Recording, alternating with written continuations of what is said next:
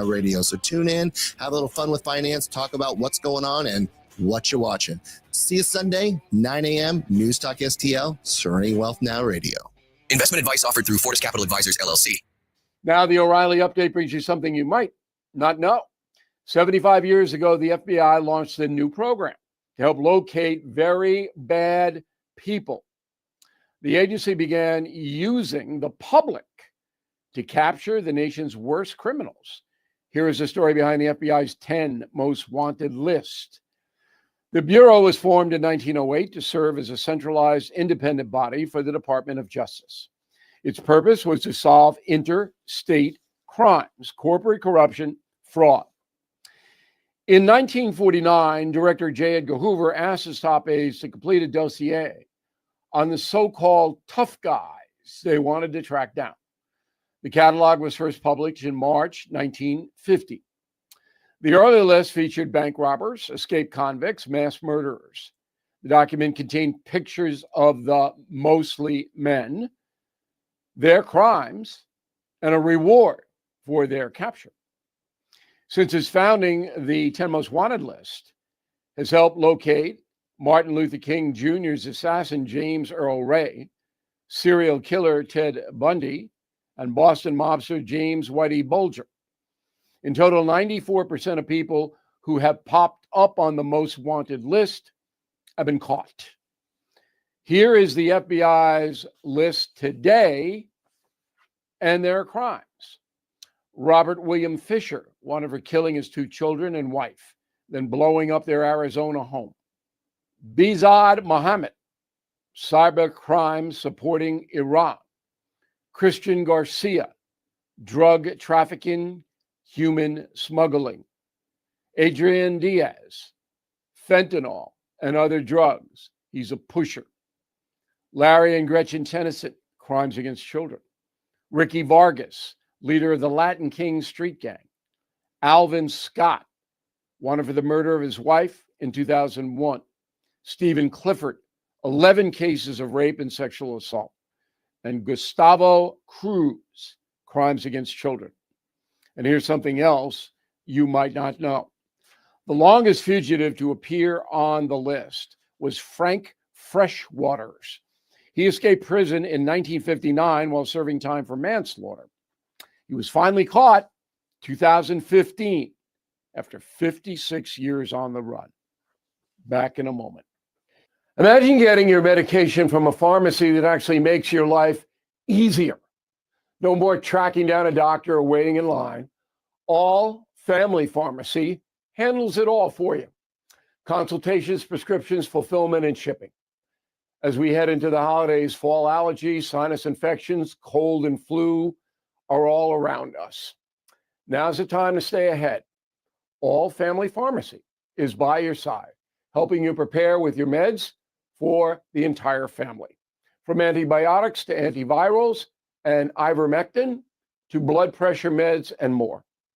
Whether it's for daily use, emergencies, or trusted off-label options, they make it simple. Licensed doctors review every order for safety, and everything ships right to your door.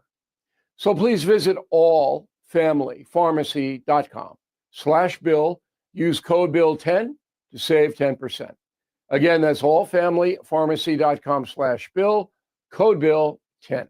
Thank you for listening to the O'Reilly Update. I am Bill O'Reilly. No spin, just facts, and always looking out for you. KLGY HD3 Clayton, K270BW Bellefonte, KNBS Bowling Green. This is News Talk STL at 1019, 94.1, and always streaming at newstalkstl.com. News this hour from Town Hall. I'm Keith Peters in Washington.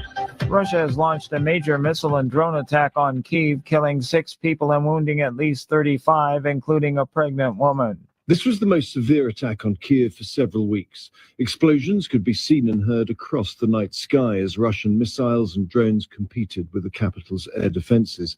The emergency services said many people had been wounded, and there were reports of several deaths.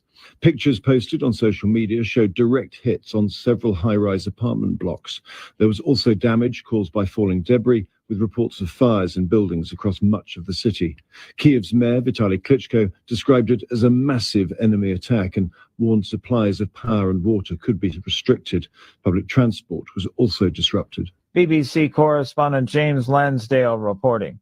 America's most advanced aircraft carrier is expected to reach the waters off Venezuela in the coming days. White House correspondent Greg Clugston reports. The USS Gerald R. Ford is being deployed after the Trump administration said the U.S. is in an armed conflict with drug cartels. It's a major flex of American military power in the region. Since early September, the U.S. military has carried out 19 deadly strikes against alleged drug smuggling boats in the Caribbean, killing 76 people. Greg Clugston, Washington. Israel has returned the bodies of 15 Palestinians to Gaza. That, according to officials at Nasser Hospital in Khan Yunis. The move is part of a U.S. brokered ceasefire agreement and follows the return of the body of an Israeli hostage, Meni Godard, by Hamas terrorists.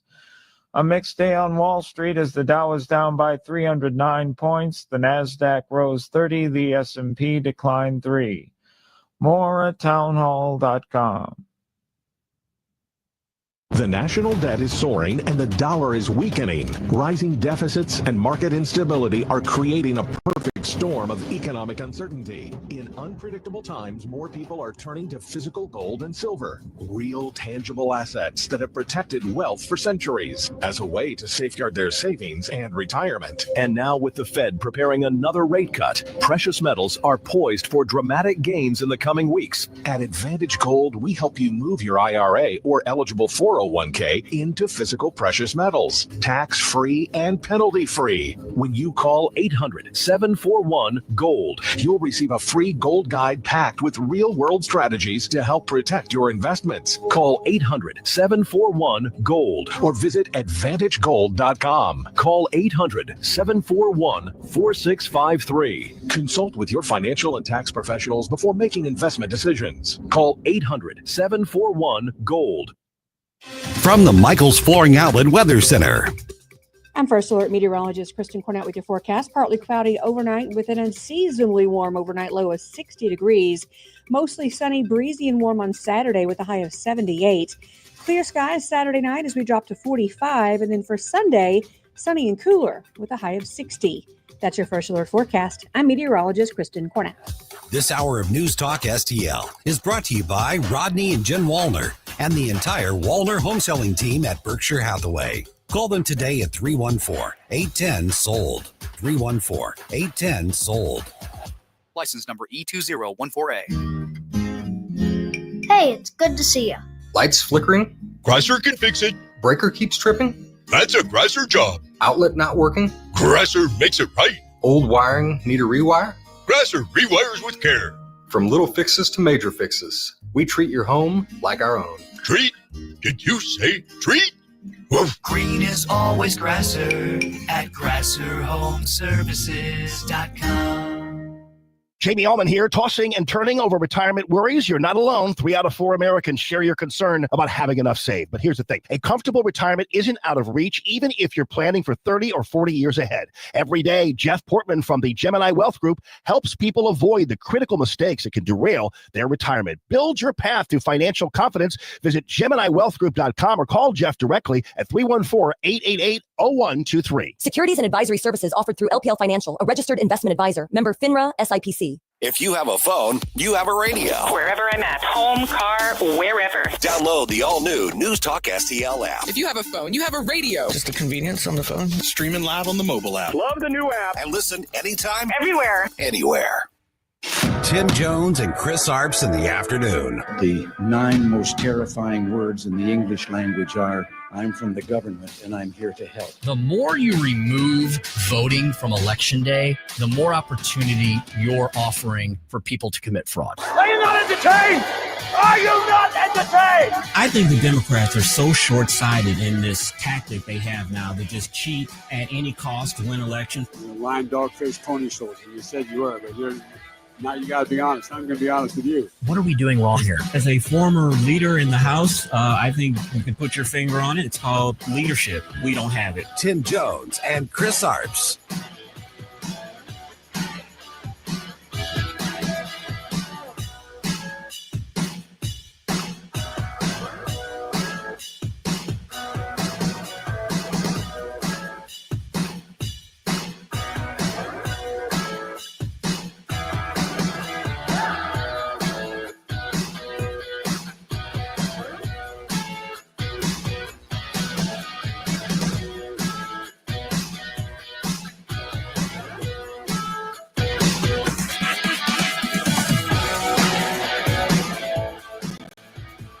All right, we want to take you to Chicago right now because there's some breaking news out there. Protesters are outside the Broadview ICE facility once again. This as the legal battle continues over the future of detainees being held inside. Lauren Victory with our team at CBS News Chicago is on the ground right now with an update. Listen. Hopefully they're getting a handle on it. A couple people being arrested. Yeah, Lauren, I can see. What we see here again, there's at least one person on the ground. Right. Yeah, we're seeing them through. That is a group of media there right along the line. But if, as we zoom in here, you can see someone, yes, being zip tied on the ground there, face down. 4:06, and welcome into the Friday, November 14th edition of the Tim Jones and Chris Arps Show. And you hear that clip that we came in with. Basically, I think you can just say Democrats being Democrats. Have a big show for you today. 424, of course, we always speak to the good Congressman, Dr. Bob Onder.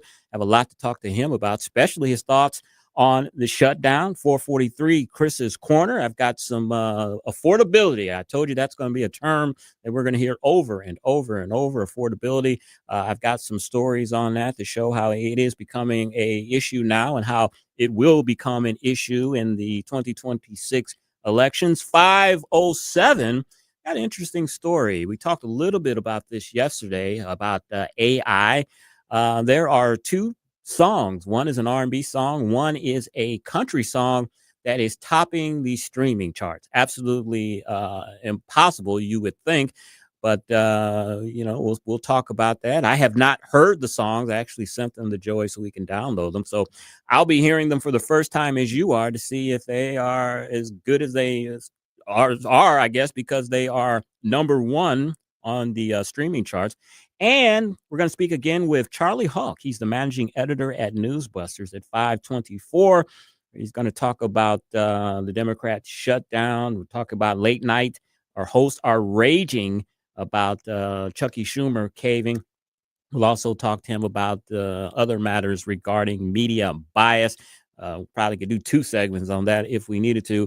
And it's Friday. You know what Friday is. That means we're going to review a movie. I'm not going to review a movie. Joey is going to review a movie. Today, he reviews The Running Man. How are you, Joey? Doing wonderful, Chris. Great to see you, my Great friend. seeing you. I'm glad you're back. You've been out a few days, some little sickness there, but now you were back and going to tell us about Running Man. This was the Arnold Schwarzenegger.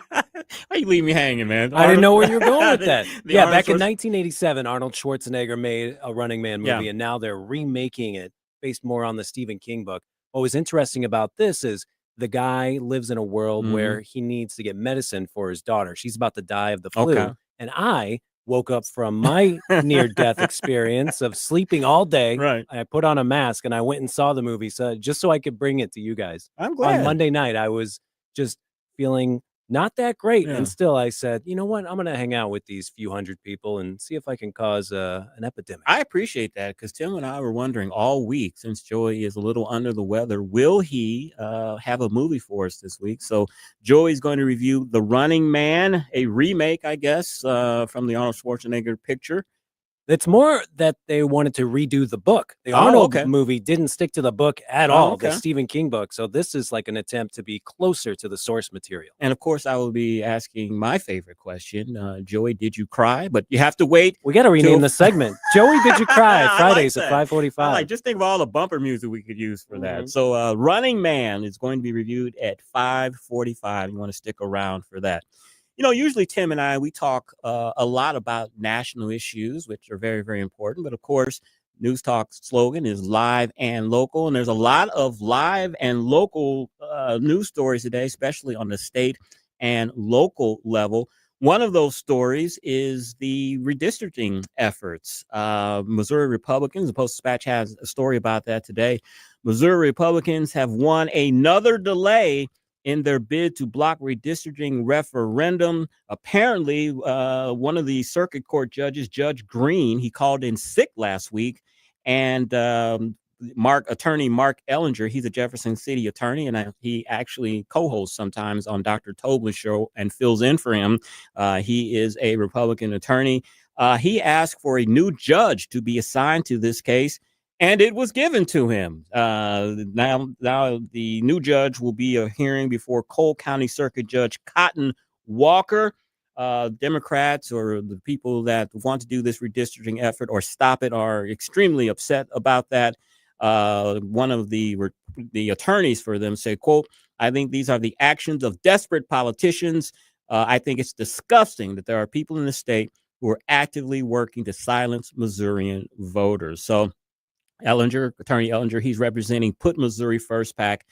They received $100,000 from National Republicans to stop this effort. He has asked for a week-long delay to prepare for trial. He said that there's no urgency in getting this done. I'm sure that the anti-districting people would be adamantly against that. So, boy, they have had a lot of roadblocks that have been thrown in their way, and that's a good thing because we know all the issues involved with it. A lot of dark money, George Soros money is going into paying for this. There's a story in one of the, what do you call it? It's a newsletter that deals with Missouri politics, Missouri Scout. They said that people, not politicians, that's the group that is the anti-redistricting group, they received a huge check, $450,000 from the Open Society Action Fund. That is an organization that is being run by Alex Soros. He's the son of George Soros. Also, too, chipping in was $30,000 from the Missouri-Kansas Laborers District Council. So this effort is going to be very, very well funded, as we can see. But they have been given some legal headaches, some legal roadblocks that have been put in front of them. Another roadblock that happened today, I got a text today from, it says Denny Hoskins, but I think maybe it's a group that's associated with him. Read it to you. It says, Missouri Secretary of State Denny Hoskins has declared tens of thousands of petition signatures have been improperly collected. And we know that this was probably going to happen because the anti-redistricting folks were collecting signatures even before this was signed into law by Governor Kehoe. And that is blatantly illegal. You can't collect signatures for something that is not law yet. That is still a bill. So officially, the Secretary of State has denied tens of thousands of these petitions. You throw in the fact that this case has been delayed for another week. And so the efforts for the anti-redistricting people aren't going as well as they should have. Also, of course, the Attorney General, Catherine Hanaway, she has filed suit trying to discover who is the dark money groups, the dark money people that are helping to foment this effort. There was a bill passed in the legislature last year that foreign money cannot come into Missouri elections. She is suing because it seems like that is exactly what is happening. So that is the latest there with the redistricting efforts. They have been set back. The hearing has been delayed, and Secretary of State Denny Hoskins has declared tens of thousands of petition signatures have been improperly collected. The group that is collecting these signatures, they put out a statement saying that they will have double the amount of signatures that they need, that their petition gathering efforts are going very, very well. But according to this text message that I've just read from the Secretary of State's office, they're going to have to start over. 100,000 of those signatures are going to be thrown out. Another big local story today, when Joe Biden became president. Well, let's step back for a minute.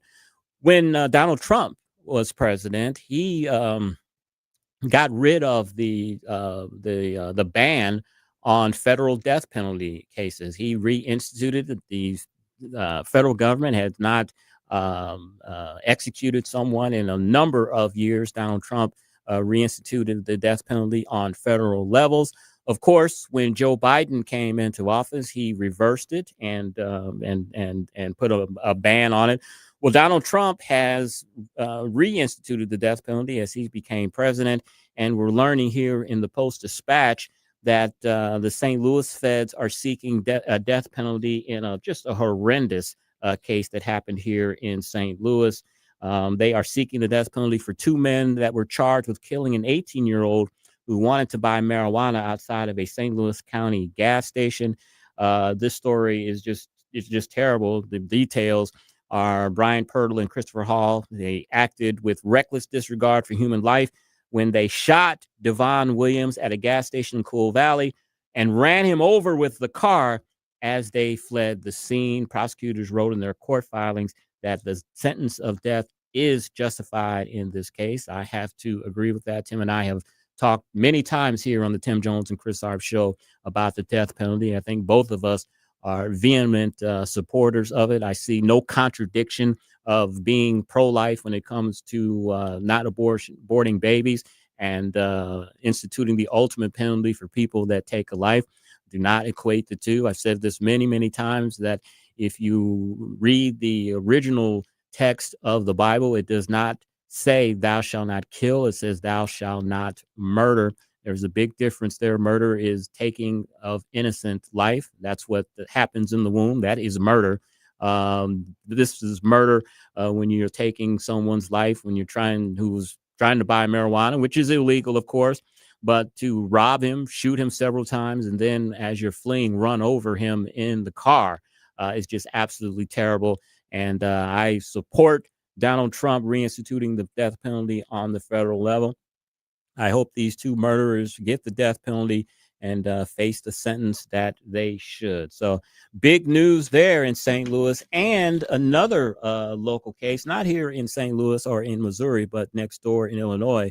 You remember a few weeks ago, the tragic incident of Darren Bailey, who's running for the Republican nomination for governor in Illinois.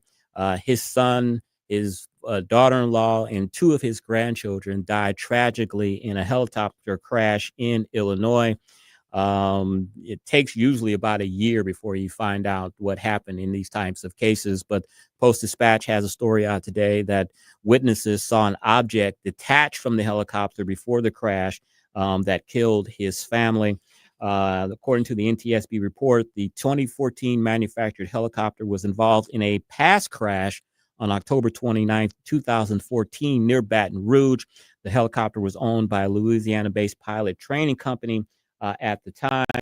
Apparently, according to a commercial pilot, Robert Katz, who's mentioned in the article, the plane sat idle for the helicopter sat idle for 7 to 8 years between the date of the accident and its airworthiness certification. The pilot said that any time that a helicopter sits idle like that, all the oil is going to drop to the bottom of the pan. Corrosion will develop not only in the cylinders, but also throughout the moving parts of the machinery. He said moving parts for helicopters make them more maintenance intensive than planes. And because of that, it can be easy for helicopter owners to neglect required maintenance. Now, we're not saying that this is the cause of that fatal and terrible helicopter crash, but an expert is saying that that this airplane, and we know from records, this helicopter, we know from records, sat idle for 8 years before it was recertified to fly. And as I said, usually in these National Transportation Safety Board investigations, it takes a full year before the determination of a crime happens. But just a terrible, terrible situation for Darren Bailey running for governor. Campaigning is already taxing in itself already. And to be in a campaign and to lose 4 members of your family in a tragic accident like that is absolutely terrible.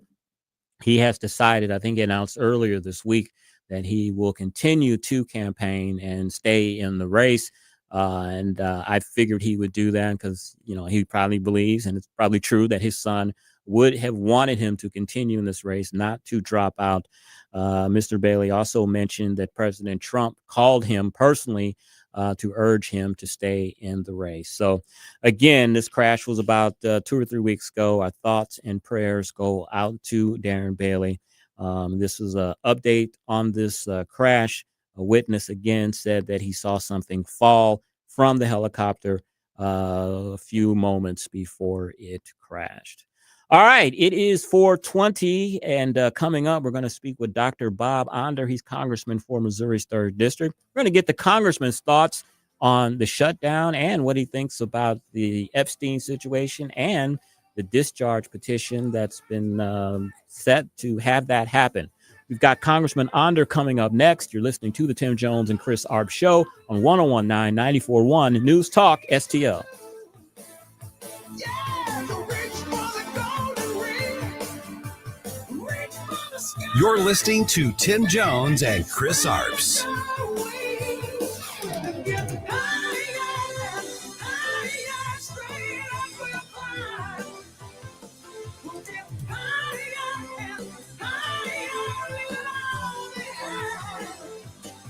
From the Michaels Flooring Outlet Weather Center. I'm First Alert meteorologist Kristen Cornett with your forecast. Partly cloudy overnight with an unseasonably warm overnight low of 60 degrees. Mostly sunny, breezy, and warm on Saturday with a high of 78. Clear skies Saturday night as we drop to 45. And then for Sunday, sunny and cooler with a high of 60. That's your First Alert forecast. I'm meteorologist Kristen Cornett. Hey everyone, it's Todd Showalter with my buddy Joey V. Be sure to join me and Joey for the Right Mind Show, where we put the fun in our dysfunctional world. Saturdays at 5, right here at 1019 94.1 News Talk STL. As we head into the weekend, I know you're all planning to be a bunch of weekend warriors. You're going to be sore come Monday. Why don't you just give my good friends at Comprehensive Chiropractic a call this afternoon? Set up your appointment for next week. Comprehensive Chiropractic at cchiropractic.com is the premier chiropractic and sports performance facility in the region. I have been a personal patient of theirs for nearly 2 decades. Love the docs there. Love Dr. Fader and Benton and Gorman and all of their fantastic staff, which provide a wide range of chiropractic services and so much more.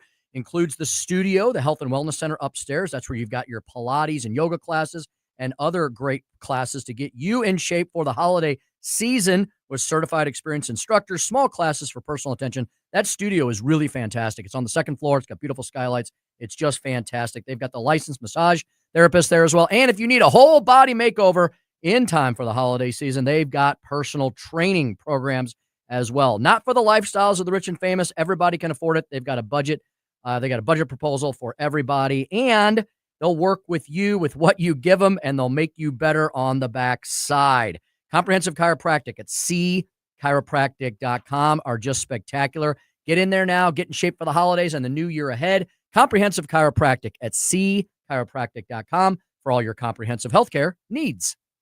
Hey, Jamie Allman here for my good friend Harry Parker and the ultimate seafood dining experience at Gulf Shores, GulfShoresRestaurantandGrill.com.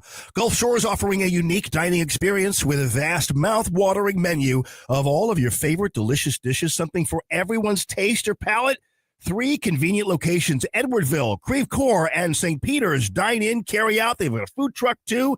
Friendly staff, looking forward to seeing you, making your dining experience one you will remember. Gulf Shores RestaurantandGrill.com. Now you can fly anywhere in the world and pay discount prices on your airline tickets. Book a flight today to London, Paris, Madrid, or anywhere else you want to go and pay a lot less guaranteed. Call the International Travel Department right now at Low Cost Airlines. 800-515-2397. 800-515-2397. That's 800-515-2397. This hour of Jones and Arps is brought to you by Stifel. Contact your Stifel financial advisor at stifel.com. That's STIFEL.com.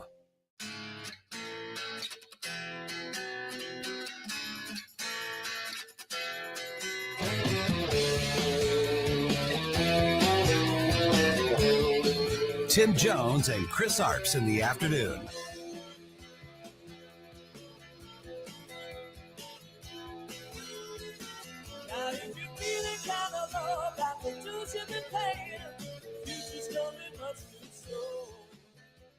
You know, as speaker, you have the ability to talk as long as you want, but I'm not going to do that tonight. We're not going to waste any more time of the people. We have done for the people what has been right and just and truthful. And in the end, that is what God honors always. Don't forget it. We need to get this government open as soon as possible, and I'm going to yield back the remainder of my time so we can do that. The American people demand it and deserve it. My friends, let's get this done. Thank you. I yield back. 425 on the Tim Jones and Chris Arps show. And Speaker Johnson has really grown into this job. He's doing a great job. And one of the things that I like about him, he's a man of faith, and he is not afraid to express that faith. Shutdown is over. Let's see what Congressman Bob Onder has to say about that and other congressional matters. Dr. Bob Onder, Congressman for Missouri's 3rd District. We're calling Dr. Bob. We're calling Dr. Bob, Congressman Onder, how are you, my friend?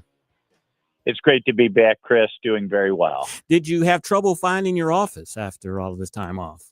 There were some. No, my office was easy. There were some other places I was trying to go that I was a little shaky. But I had been back a couple of times during the shutdown, but mostly catching up with district work, making my way around the 16 counties I represent in Congress. So, it was good to be back, though. Excellent. All right. The longest shutdown in American history is over.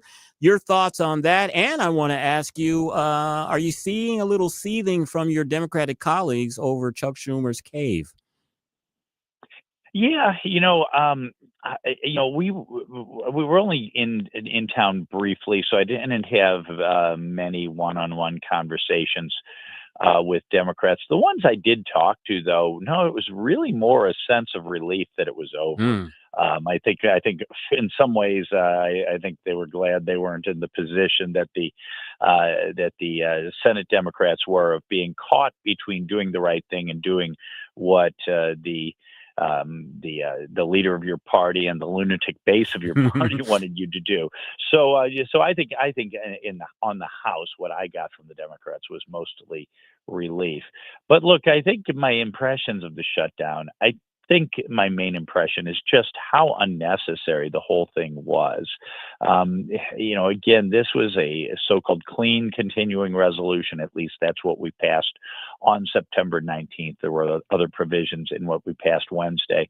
But, again, 14 times during the Biden administration, Republicans voted with Democrats to pass continuing resolutions to keep the government open. And, it was nothing unusual. In fact, the Democrats themselves had voted for the very same continuing resolution back in March. This was all about Chuck Schumer fearing for his political future, fearing a primary from AOC, fearing the far left base, and making unreasonable demands because he wanted to be seen as fighting President Trump. But we now are getting government employees paid again, including, very importantly, our troops, getting ATC and the airline industry back up and running again, funding food stamps and WIC. This was a long time coming. Dr. Onder, the Congress is back in session, as you know, and the Democrats aren't talking about passing legislation to help the American people with rising costs, with fuel costs, just with health care. It seems that they are focused on this Epstein files. A brand new Congresswoman from Arizona, Grijalva, I think that's her name, was the 18th signature on the discharge petition. Where do you see that going? And I want to ask you, Tim and I were kind of flummoxed yesterday because the Democrats blocked a vote on regarding the Epstein files. What's the story behind that? Yeah. Congressman Tim Burchett of Tennessee up and surprised everyone, at least surprised me and apparently the Democrats, and said, okay, I move that we move forward and vote on the Epstein files right now. And the Democrats voted it down. So where is it going? I don't like these discharge petitions at all. This is not the first one. There was one about voting from home raised by a Republican Congresswoman earlier this session. There was one back in December increasing Social Security benefits. It is not a good political practice for a handful of Republicans to join all the Democrats to move forward Democrat priorities. It's essentially turning the keys of the kingdom over to Hakeem Jeffries. That being said, I suspect that all Democrats will vote for it and quite a few Republicans will vote for it. I do want to see all of the available Epstein data, files out in the open. So I suspect it will pass the House, but then it has to go to the Senate and then it has to go to the president's desk. So I'm not really sure this whole discharge petition fiasco accomplishes much. But I am always for transparency in government. Speaking of another discharge petition that is in the pipeline, possibly, Majority Leader Thune has promised the Democrats a vote next month on the Obamacare super subsidies. It is a question of will the speaker bring up those super subsidies in the House. He said that he is not. He wants to make sure that he has consensus among the members first if he brings that up. But there is talk of a discharge petition for that. What do you put the odds of that happening? Yeah, well, once again, he certainly has said he wants consensus, and I'll tell you, he has consensus, all right, about 95% of the House Republican caucus very strongly Right. oppose extending these COVID subsidies. The COVID pandemic's been over for 2.5 years. This would cost $380 billion that we don't have. It's ridden, especially the zero premium enrollment category is ridden with fraud and abuse. So we can't do it. We absolutely cannot do it. And I don't care how that effort gets killed, but it needs to be killed. And I really believe there have to be consequences for enabling Democrats and by signing discharge petitions, especially on policy issues where your caucus is overwhelmingly on the other side. If you want to work with the Democrats, just have the courage of your conviction and just become a Democrat. Don't undermine your own party and your own caucus. But I think I don't. When I'm thinking, counting votes, I don't think they'll be able to get the Republican discharge signatures to get it to the floor. There are senators and congressmen on both sides of the aisle that are trying to reach some type of compromise regarding these Obamacare super subsidies. One of the things that they're coming up with is means testing these subsidies so that people making $200,000 and $300,000 aren't eligible for them. They're looking somewhere in the budget to be able to pay for these subsidies. There's also been a suggestion of health savings accounts, giving the money directly to people instead of giving the money to the insurance company. At this stage, do you think any of those could pass muster and possibly come to a compromise where both houses could support that, Democrats and Republicans? Yeah, Chris, early in your question, you referred to these as super subsidies, and that's exactly what they are. Obamacare exchange plans are already very heavily subsidized. When the ACA was passed, it was anticipated that for most income categories or overall, the subsidies would be roughly 50%.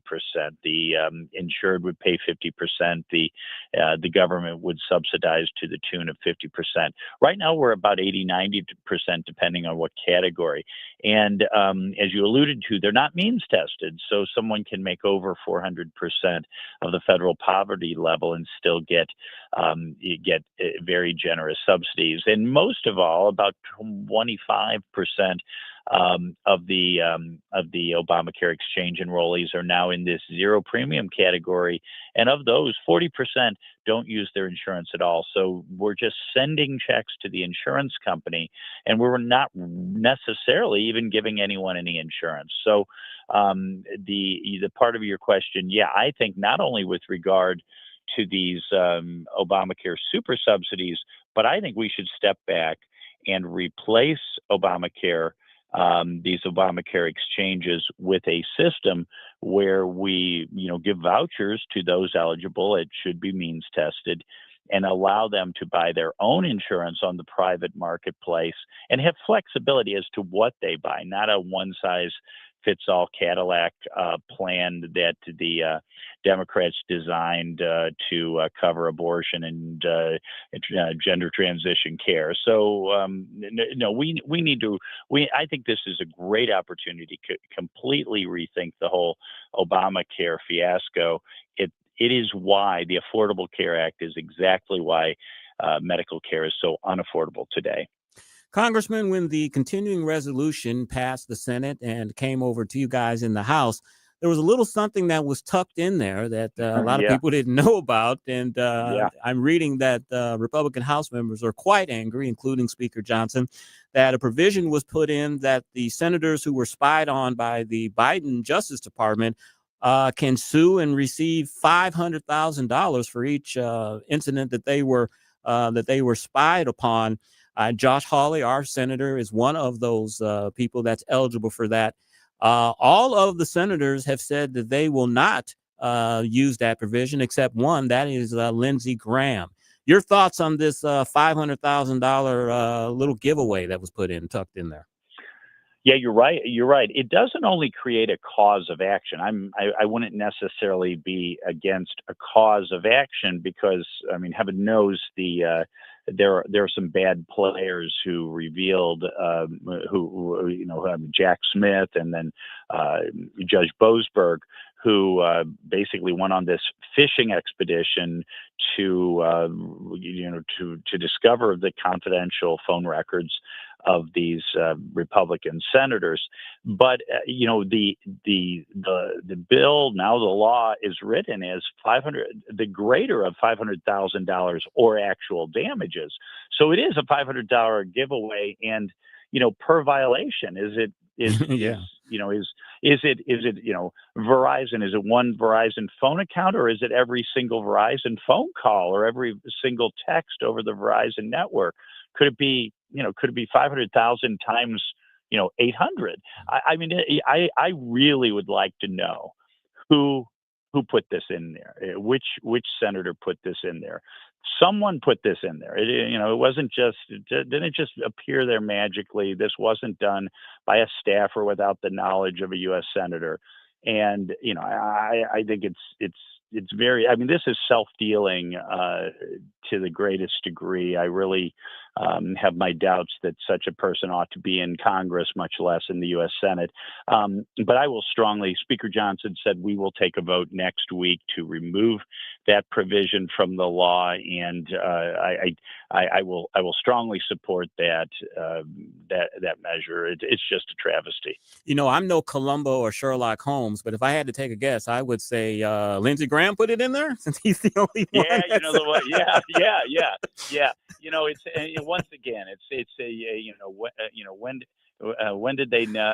Who knew and when did they know it? And in all honesty, any senator who knew about it and didn't raise the hue and cry is complicit. And we are told that as of when the Senate voted, House leadership did not know this was going forward, because I cannot imagine Speaker Johnson, Leader Scalise, Whip Emmer, certainly I wouldn't have, just raised living heck if we knew that this was hidden in there. Congressman, you have been a real champion for banning gender-affirming care against our innocent children. A report came out the other day that the U.S. Catholic bishops they've banned gender-affirming care at Catholic hospitals and health centers. Your thoughts on that? Yeah. So on the one hand, Chris, it wasn't surprising because there were numerous documents, church documents that very clearly elucidate what the Catholic Church's teaching is on this. And I mean, all you have to do is read your Bible. Early in the book of Genesis, God made man, male and female. He created them. It's very clear, if you have any rooting in the Judeo-Christian tradition whatsoever, that the idea of man taking upon himself or herself to change his or her gender is just utterly ridiculous and non-biblical and contrary to the natural law. So no surprise. But no, this was huge. This was very important because even though Catholic Church teaching is clear, you never know when some rogue doctor working at a Catholic hospital, a rogue administrator, even a rogue board of a Catholic hospital might say, yeah, we know what the church teaches, but we're going to do this anyway. So by putting this in the official law that of the church that governs the running of Catholic hospitals, it's huge. It's basically not going to happen, just like abortions do not happen in Catholic hospitals today. Congressman, I'm not trying to give my wife's age away, but she was very happy this week that the FDA removed its warning labels from hormone therapies to treat menopause. As a medical doctor, your thoughts on that? Yeah. Yeah. I highly recommend to your listeners Marty McCary, our new FDA commissioner's book called Blind Spots. And this is one of the issues. Blind spots is, things in medicine that aren't true, but become a matter of dogmatism, and you just don't, speak out to the contrary. So, when I was in medical school, I won't give, everyone knows my age anyway. We were taught about the benefits of hormone replacement therapy for women after menopause. It was thought to, help bone density and prevent osteoporosis and fractures, reduce heart disease, perhaps reduce dementia. And in 2002, one study, though, I think was given, Commissioner McCary would agree, was given way too much weight to the Women's Health Initiative.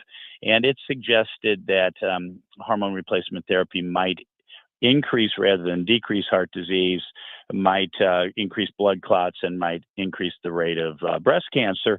It turns out the weight of the evidence is very much on the other side in favor of the benefits of hormone replacement therapy, especially if women begin them in the first 10 years, hormones in the first 10 years after menopause. So average age of menopause is about 50. So beginning, between age 50 and 60 can have a lot of benefits, and certainly is the best way to treat postmenopausal symptoms like hot flashes, which can really be debilitating. So this was a big victory for really looking at the science, looking at the evidence, and judging accordingly. Hormone replacement therapy even had a black box warning, which is the FDA's highest level of warning. So this was great news for women today. And finally, Congressman, next week will be the first full week since the shutdown that you guys will be back at work.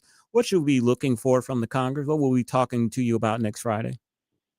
Yeah, we'll be, of course, looking, working on the budget. The continuing resolution we passed on Wednesday was only a continuing resolution, so we'll be working on the budget.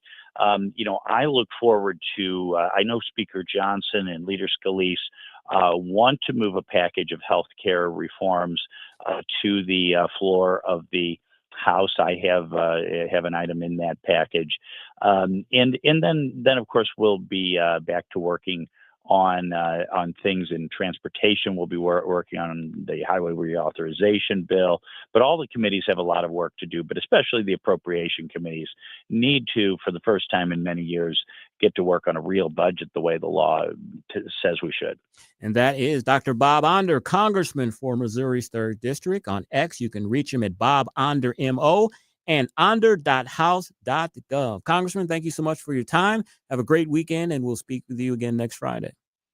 You too, Chris. Thank you. Thank you. 444 on the Tim Jones and Chris Arps show. And as we said, the buzzword for the next year is going to be affordability. We're going to talk about that next on Chris's Corner on the Tim Jones and Chris Arps show on 101.9, 94.1 News Talk STL.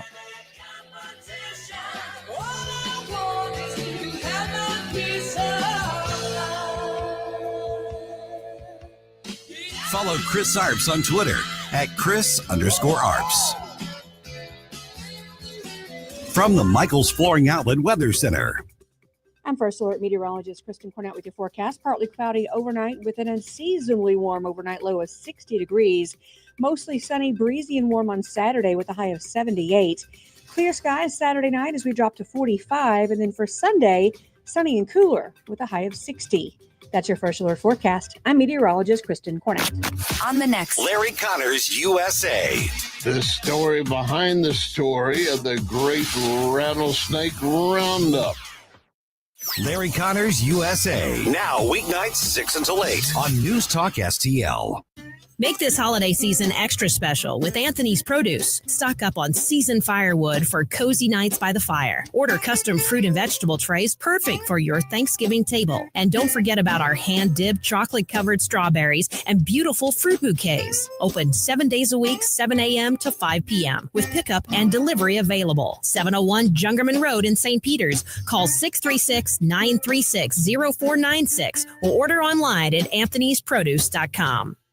Is your portfolio prepared for the biggest risks facing investors today? Hi, it's Tim Jones. High inflation and a rapidly changing economy may impact your investments. If you haven't made appropriate changes, your portfolio may not be positioned to address some of the biggest risks in today's economy. That means it's time to request your free portfolio review from the ClearPath Wealth Management Group at Stifel. You can hear their latest views on the markets and investing during On the Money, hosted by Stifel financial advisors Bob Stockdale and Eric Robert, every Saturday morning at 9 a.m. on News Talk STL 101.9.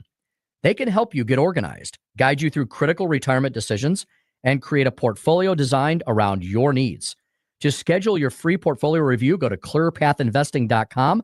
That's clearpathinvesting.com, or call 636-695-2650. That's clearpathinvesting.com, 636-695-2650. Stifel Nicholas & Company Incorporated, member SIPC and NYSE. Concerned about the condition of your windows driving up your energy bills? I was too. It's only called STL Windows and Doors. Call today for your free in-home estimate and start saving tomorrow. 314-277-5952 or stlwindowsanddoors.com. This hour of Jones and Arps is brought to you by Stifel. Contact your Stifel financial advisor at stifel.com. That's STIFEL.com.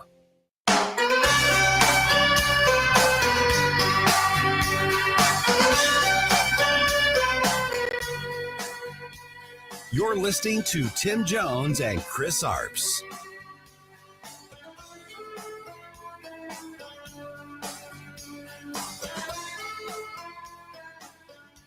As many will remember, Jackson is a historic figure in the civil rights movement. We were told overnight he was brought here to the hospital for observation. Now, sources tell ABC News the 84-year-old is being treated here at Northwestern Memorial Hospital. Jackson's longtime Chicago-based social justice organization Rainbow Push is saying in a statement that he is under observation for progressive supranuclear palsy, or PSP, a neurodegenerative disorder that he has managed for more than a decade. In recent years, Jackson has been seen in a wheelchair as he battled the impact of his Parkinson's disease. Now, Jackson stepped down from his Rainbow Push organization in 2023. His family this morning is asking for prayers. 448 on the Tim Jones and Chris Arp show. And I read about this morning about the Reverend Jesse Jackson. For years, it was thought that he had Parkinson's disease, but apparently he has this disease that was mentioned in this clip, which is progressively worse than Parkinson's disease. One of the symptoms of it is that you have muscle weakness and it's hard for you to stand up. One of the symptoms is you fall backwards. It's hard to keep your balance. And as that report alludes, Jesse Jackson has been in a wheelchair for years. One of the symptoms also of this disease is that it's hard for people to swallow, and you have the potential of basically kind of choking to death. And that has to be monitored as well. So Jesse Jackson, I'm not aligned with him when it comes to political matters. Of course, he is an historical figure in the Black community. He marched and was an aide to Martin Luther King. He ran the first African-American to have not a chance to win, but ran a credible campaign in 1984. That was the year I graduated, and Joey's mother graduated from high school, ran in that campaign. He ran again in 1988. Whatever you think of him and think of his politics, that is a fair debate, but he is a historical figure, and you hate to see anyone in the final years of their life suffer a malady as this. So my thoughts, my prayers will go out to Jesse Jackson Sr., suffering from a severe illness. And talked about this last week, Jesse Jackson Jr., you may remember he was a congressman from the Chicago area. He got caught up in a campaign finance scandal, was basically using his campaign account to finance a lavish lifestyle. He went to jail for a few years, He is running for his old seat again. He is the person that's the congressperson now, congresswoman. She is running for Senate to replace Little Dick Durbin. And so he is trying to get his seat back in the United States Congress. Hey, before we get to Chris's Corner, just want to remind everyone that the News Talk STL has a holiday food drive that has already started. We've teamed up with the St. Louis County Republican Central Committee. We had Renee Arpin on last Friday talking about this for a food drive, benefiting Feed My People right here in St. Louis. The food drive starts on Monday, November 10th, which has already happened, and goes through December 21st. The holiday food drive barrels can be found at all three Bartolino locations at Twin Oaks, South Lindbergh, and on the Hill. Both Chris's Pancake and Dining locations, the original there on Southwest Avenue and on North Tuckett in the Docket, and all three Michael's Flooring Outlet locations, the one in Creve Coeur, the one in St. Peters, and the one in Darden Prairie. And, of course, we have a barrel right outside the News Talk STL studios in the Westport area. So if you go out and do your grocery shopping, pick up a few extra items, non-perishable items, to put into our barrels. We know that Thanksgiving will be here next week or week after next, I think. Christmas holidays are coming up, so a lot of people are going to need food staples.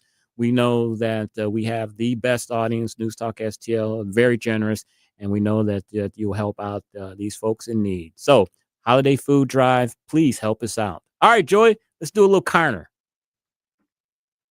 Chris.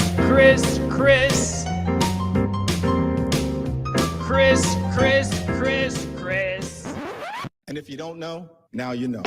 And now, Chris's Corner. As we discussed with Congressman Bob Onder, the Epstein file, the Democrats are like a pit bull on a state. They think this is an issue for them. We all know that if there would have been anything to the Epstein files regarding Donald Trump, that it would have came out during the Biden administration and probably during the Obama administration. But they see a political opportunity here, and they are grabbing it. As we know, the Democrats won big last Tuesday on the issue of affordability. Affordability, that's a word we're going to hear over and over and over again. Marjorie Taylor Greene, who I don't know if she's still an ally of the president, but she was at one time. She says that it's insane that the Trump administration is focusing on the Epstein situation. The president has directed Attorney General Pam Bondi to investigate Epstein's ties to high-profile Democrats like Bill Clinton, Treasury Secretary Larry Summers, and LinkedIn co-founder Reid Hoffman. Greene said, quote, "It's insane, the wrong direction to go. The five-alarm fire is health care and affordability for Americans, and that's where the focus should be. I don't see how we win the midterms on the course that we've set so far." And another affordability issue, Scott Bessent, Treasury Secretary, has said that they are eliminating tariffs on goods from South America, like coffee and beans and bananas and things of that nature and other fruits. Currently, there is a 50% tariff on those items, but now those tariffs will be eliminated. So grocery, orange juice and beef and bananas and other fruits and coffee should be a little cheaper in the coming months in your grocery store. Hopefully that will help with the affordability issue. We know that President Trump was reelected in 2024 because of the great job that he did on the economy during his first term. He also promised to bring down prices and lower inflation. The American people are not seeing that so far. An AP NRC poll, NORC poll, says that only 33% of Americans are approving how President Trump is managing the economy. That's not his overall job approval. The job approval was 41 to 43%, but just 33% of Americans believe that he is managing the government correctly right now. Another thing that deals with affordability, of course, is gas prices. It takes gasoline, it takes diesel fuel to get these goods to market. It takes diesel fuel and energy in order to produce goods in general. And so the Trump administration has planned to allow new oil and gas drilling off the California coast. Drill, baby, drill, for the first time in roughly 4 decades. Of course, Governor Newsom, Gordon Gekko, he said that that proposal would be dead on arrival in California. This I didn't know. I know that the California is very, very green, but there's been almost no fossil fuel development along the California coast since an enormous oil spill near Santa Barbara back in 1969. And that is the event that helped galvanize California and the nation into an environmental movement. Drilling has been prohibited in California state waters, which extend 3 miles from the shoreline. There's been limited drilling and no leasing in federal waters off California since the mid-1980s. We have also talked about on the show how the Saudi Arabians, who are the largest producers of oil in the world, have the largest oil reserves. They have continued to pump more oil than is needed. There is kind of a glut on the oil markets right now, and that's why we are seeing such low gas prices. And the Saudi Arabians are doing that because they like Donald Trump. And the prince of Saudi Arabia, the de facto leader, he will be the king once his father dies. He is scheduled for a visit to the United States next week. I'm sure the president will be urging him to keep drilling, so that we can keep energy prices down and get this affordability issue off the front burner. And that is Chris's Corner. All right, at 5:24, we're going to speak with Curtis Houck. We talked to him last week. He's managing editor at Newsbusters. We're going to talk about how the late night hosts, who's still watching them, I don't know, how they are enraged that Chucky Schumer has caved in. We'll talk to him about that. 5:45, Joey reviews The Running Man. But coming up when we come back, we're going to talk about these AI songs. There's an AI country song and an AI R&B song that is topping the streaming charts. We'll give a listen to it next on the Tim Jones and Chris Arps Show on 101.9 94.1 News Talk STL. Number one for live and local conservative talk.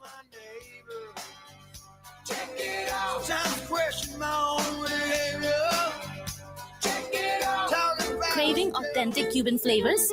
Come home to Havana 1961, where family recipes passed down through generations come to life in every bite. From chef and owner Mama Maria's famous Cuban sandwiches to classic entrees bursting with bold, fresh flavors, we bring the warmth and tradition of Havana right here to Missouri. Havana 1961, where great food, culture, and community come together. On Main, in St. Peter's, or at Havana1961.com. We welcome you like familia. JC's Wayback Machine. We play all the great songs you know and love, but that don't get played on the radio anymore. Stones, Doobies, Genesis, Bruce, Steve Miller. They all have great tunes the big corporate stations ignore. But we play them along with a healthy dose of pop culture. Also, this week's A-List interview of the week is with SNL alum Bill Hader. All brought to you by the Weber Automotive Group. It's JC's Wayback Machine. Every Saturday night, 6 to 9. On News Talk STL. What's the best way to get rid of a timeshare that you don't want? Call the Timeshare Exit Hotline. We're a group of attorneys that help customers legally exit their timeshares. It's an easy process. We guarantee results or you pay nothing. Exit your timeshare today. Call now. 800-524-1641. 800-524-1641. That's 800-524-1641. Do you owe the IRS $10,000 or more in back taxes? Are you being audited or investigated? Has the IRS sent you a letter demanding payment? You may not owe what they claim. Make this free call to the tax doctor now. Let them negotiate with the IRS on your behalf. 800-240-4586. 800-240-4586. That's 800-240-4586.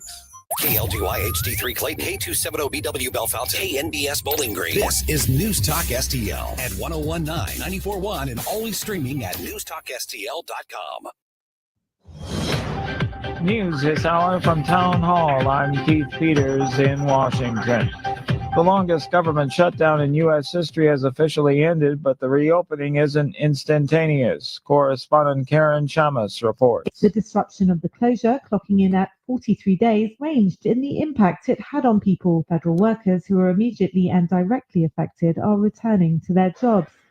Flight disruptions will continue at some of the nation's airports. Some states say some recipients of food aid through the Supplemental Nutrition Assistance Program, or SNAP, received their full monthly benefits, but others may have to wait up to a week. 2 of the Smithsonian's museums reopened on Friday, and the rest will reopen by Monday. I'm Karen Shamas. The Justice Department has sued to block California's new congressional map. Correspondent Ben Thomas reports. On November 4th, California voters approved redrawn congressional boundaries that could give Democrats a shot at gaining 5 U.S. House seats. About a week and a half later, though, the Justice Department's filed a lawsuit challenging the new map, joining a case brought by the California Republican Party. Democratic Governor Gavin Newsom pushed hard for the new boundaries, saying it would counter a Republican-led effort in Texas backed by President Trump. 2 other Republican-led states, Missouri and North Carolina, have also redrawn their maps to boost GOP chances. But California's redistricting is the first and so far only effort being challenged by the Justice Department. I'm Ben Thomas. Russia has launched a major missile and drone attack on Kyiv, killing 6 people and wounding at least 35, including a pregnant woman. A mixed day on Wall Street as the Dow is down by 309 points, the Nasdaq rose 30, the S&P 500 declined 3, and oil at $59.90 a barrel. More at townhall.com. Dennis Prager here for AmFed Coin and Bullion. I've always been a strong believer in precious metals investment, and I've always been fascinated with rare coin collecting. But owning the wrong coins that only make dealers a lot of money can be catastrophic for your investment portfolio. AmFed Coin and Bullion specializes in taking people out of non-performing coin portfolios and turning them into gold, silver, or platinum bullion. They tailor a portfolio based on your goals and not what they want to sell you. You'll never experience scare tactics, misleading hype, or high-pressure sales from owner Nick Grovich and his very knowledgeable staff. They will evaluate your portfolio, show you how your coins have performed, and take the time to educate you on the ugly industry practices so that you can make an informed decision. Smart people can make very bad investments when they're under pressure and lack the facts. Call 800-221-7694. That's 800-221-7694. AmericanFederal.com. From the Michaels Flooring Outlet Weather Center. I'm First Alert Meteorologist Kristen Cornett with your forecast. Partly cloudy overnight with an unseasonably warm overnight low of 60 degrees. Mostly sunny, breezy, and warm on Saturday with a high of 78. Clear skies Saturday night as we drop to 45, and then for Sunday, sunny and cooler with a high of 60. That's your First Alert forecast. I'm meteorologist Kristen Cornett. This hour of News Talk STL is brought to you by Stifel, serving investors for over 130 years. Contact your Stifel financial advisor at stifel.com. That's STIFEL.com. Jamie Allman here for O'Fallon Family Floors. Experience the passion. Oh, yeah. You can go in and see the best variety, the best pricing, the best quality, the best personalized service right there off of Highway K in O'Fallon, or you can have the store come to you. Oh, yeah. Brian and his team take great pride in running a fantastic flooring outlet, and you can get their 5-star ratings right there on Google. Just check it out. It's O'Fallon Family Floors, O'FallonFamilyFloors.com. Remember those magical moments in Mom's kitchen? The heavenly aroma of fresh baked cookies? At Trolley Stop Bakery in Chesterfield's Forum Shopping Center, our co-op of talented bakers has been perfecting that homemade magic for 4 decades. From the gooeyest cookies in town to custom pies, cobblers, and cakes, everything's made from scratch, just like Mom and Grandma's recipes. Need that perfect corporate gift? We ship our famous cookies nationwide. The Trolley Stop Bakery, 67 Forum Shopping Center, or TrolleyStopBakery.com. Because some traditions are too sweet not to share. Free speech is alive and well in America right here. It's about time somebody stood up for true American values. What this country needs is some backbone. Finally, a president who wants to make real change. 101.9 and 94.1 News Talk STL. Tim Jones and Chris Arps in the afternoon. The 9 most terrifying words in the English language are, I'm from the government and I'm here to help. The more you remove voting from Election Day, the more opportunity you're offering for people to commit fraud. Are you not entertained? Are you not entertained? I think the Democrats are so short-sighted in this tactic they have now to just cheat at any cost to win elections. You're a lying dog-faced pony soldier. You said you were, but now you got to be honest. I'm going to be honest with you. What are we doing wrong here? As a former leader in the House, I think you can put your finger on it. It's called leadership. We don't have it. Tim Jones and Chris Arps.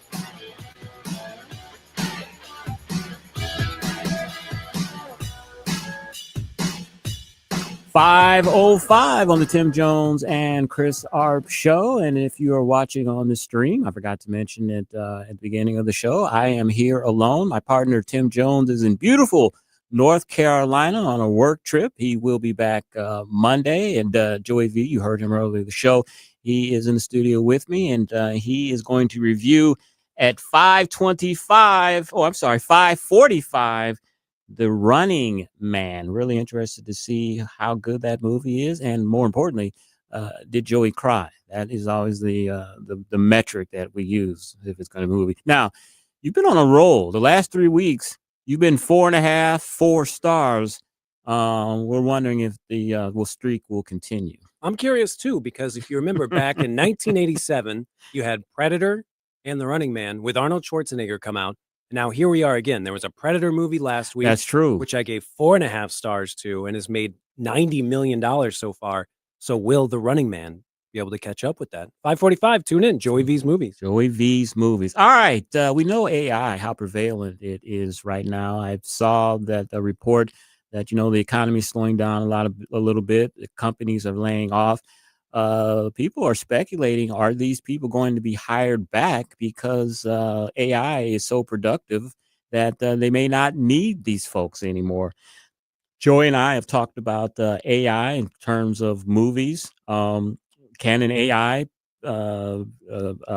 generator, can it make a movie that is successful? And we kind of talked about that it can't take the place of human creativity. And so there will always be screenwriters, will always need actors. I believed that until today, when I saw this report that the most downloaded country song in America is written and sung not by a human, but by AI alone.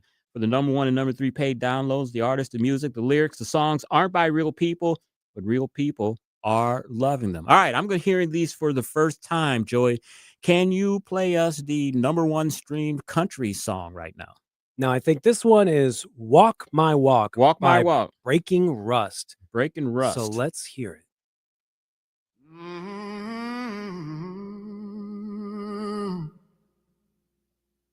I could have wrote that. I could have too. But I don't stay low. Got mud on my jeans, still ready to go. Every scar's a story that I survived. I've been through hell, but I'm still alive. It sounds like just your generic anthem, like your anthem of like, you can do it. It sounds like, I can't think of their names right now, but it sounds a cross of like Bob Seger and I can't think of his name. He had long hair and he was a big star during the 80s. Oh, maybe like but he was Billy an Ray R&B. Cyrus. No, he's an R&B singer. Oh, yeah. But it's kind of a cross between those two. Now that glitch, that wasn't AI. That's the computer just hating this song so much, doesn't want to play it anymore. All right, I've got to admit, that's pretty good. I could see that as a hit. It's kind of a generic kind of beat, but it never kicks in. Just so you know, I've listened to the whole. That's the whole song. That's as good as it gets. Okay, well they got to go back to the drawing board on that. I was waiting for it. Okay, it's like that's a good opening. When is the song going to? It never kicks in. It's awful. Yeah. Well, yeah. Come on. You think that was awful? I mean, it does have that sort of hip hop country that has been popular with Shabusi and Lil Nas X, but it's not making anything new out of it. It's not generating anything new.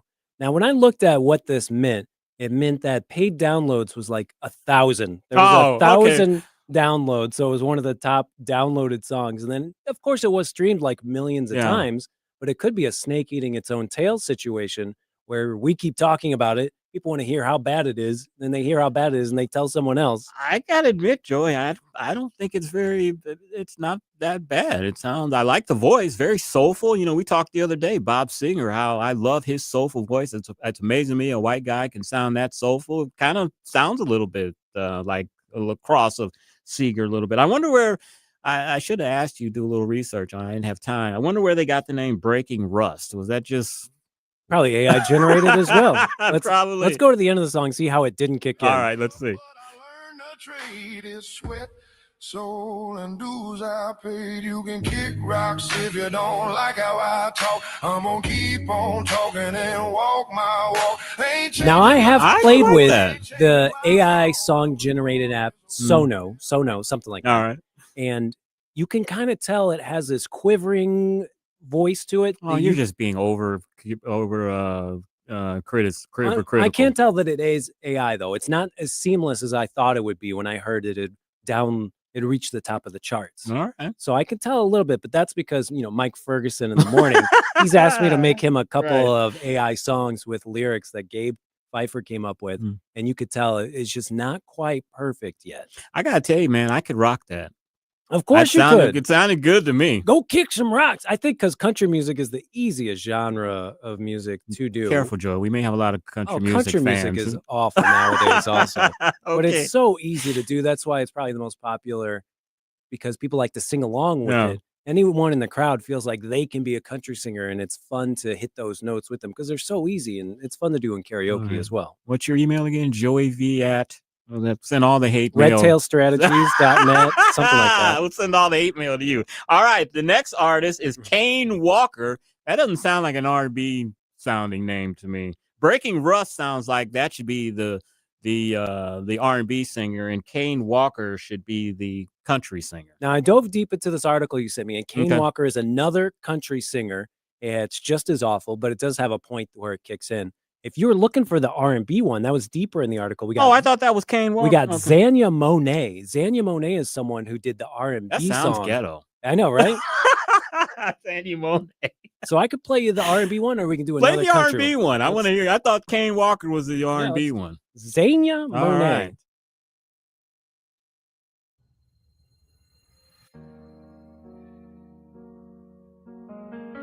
Is it male or female?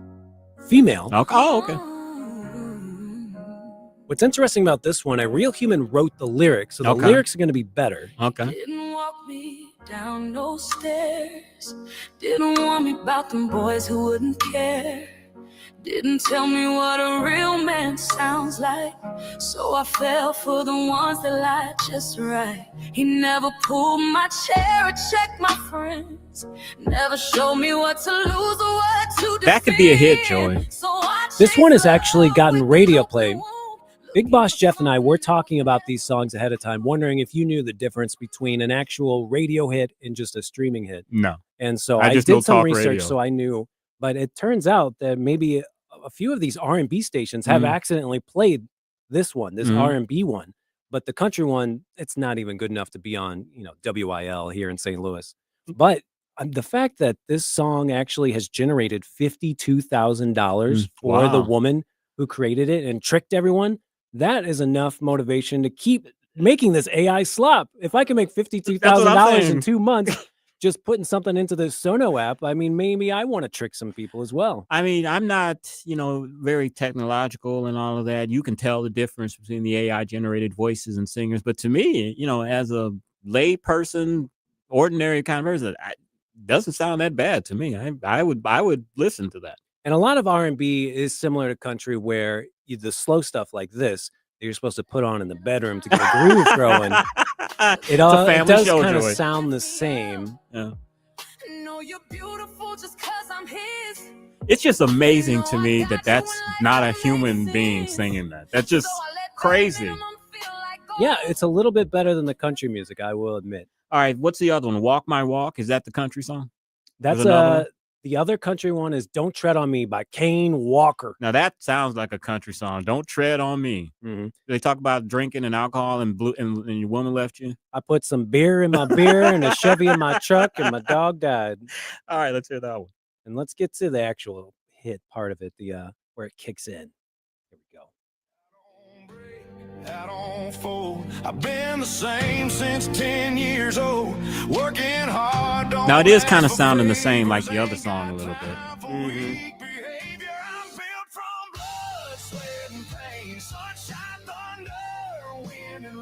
I can see that being a hit. I mean, I'm not a big country music fan. I don't listen to country radio, but I can see that being a hit, man.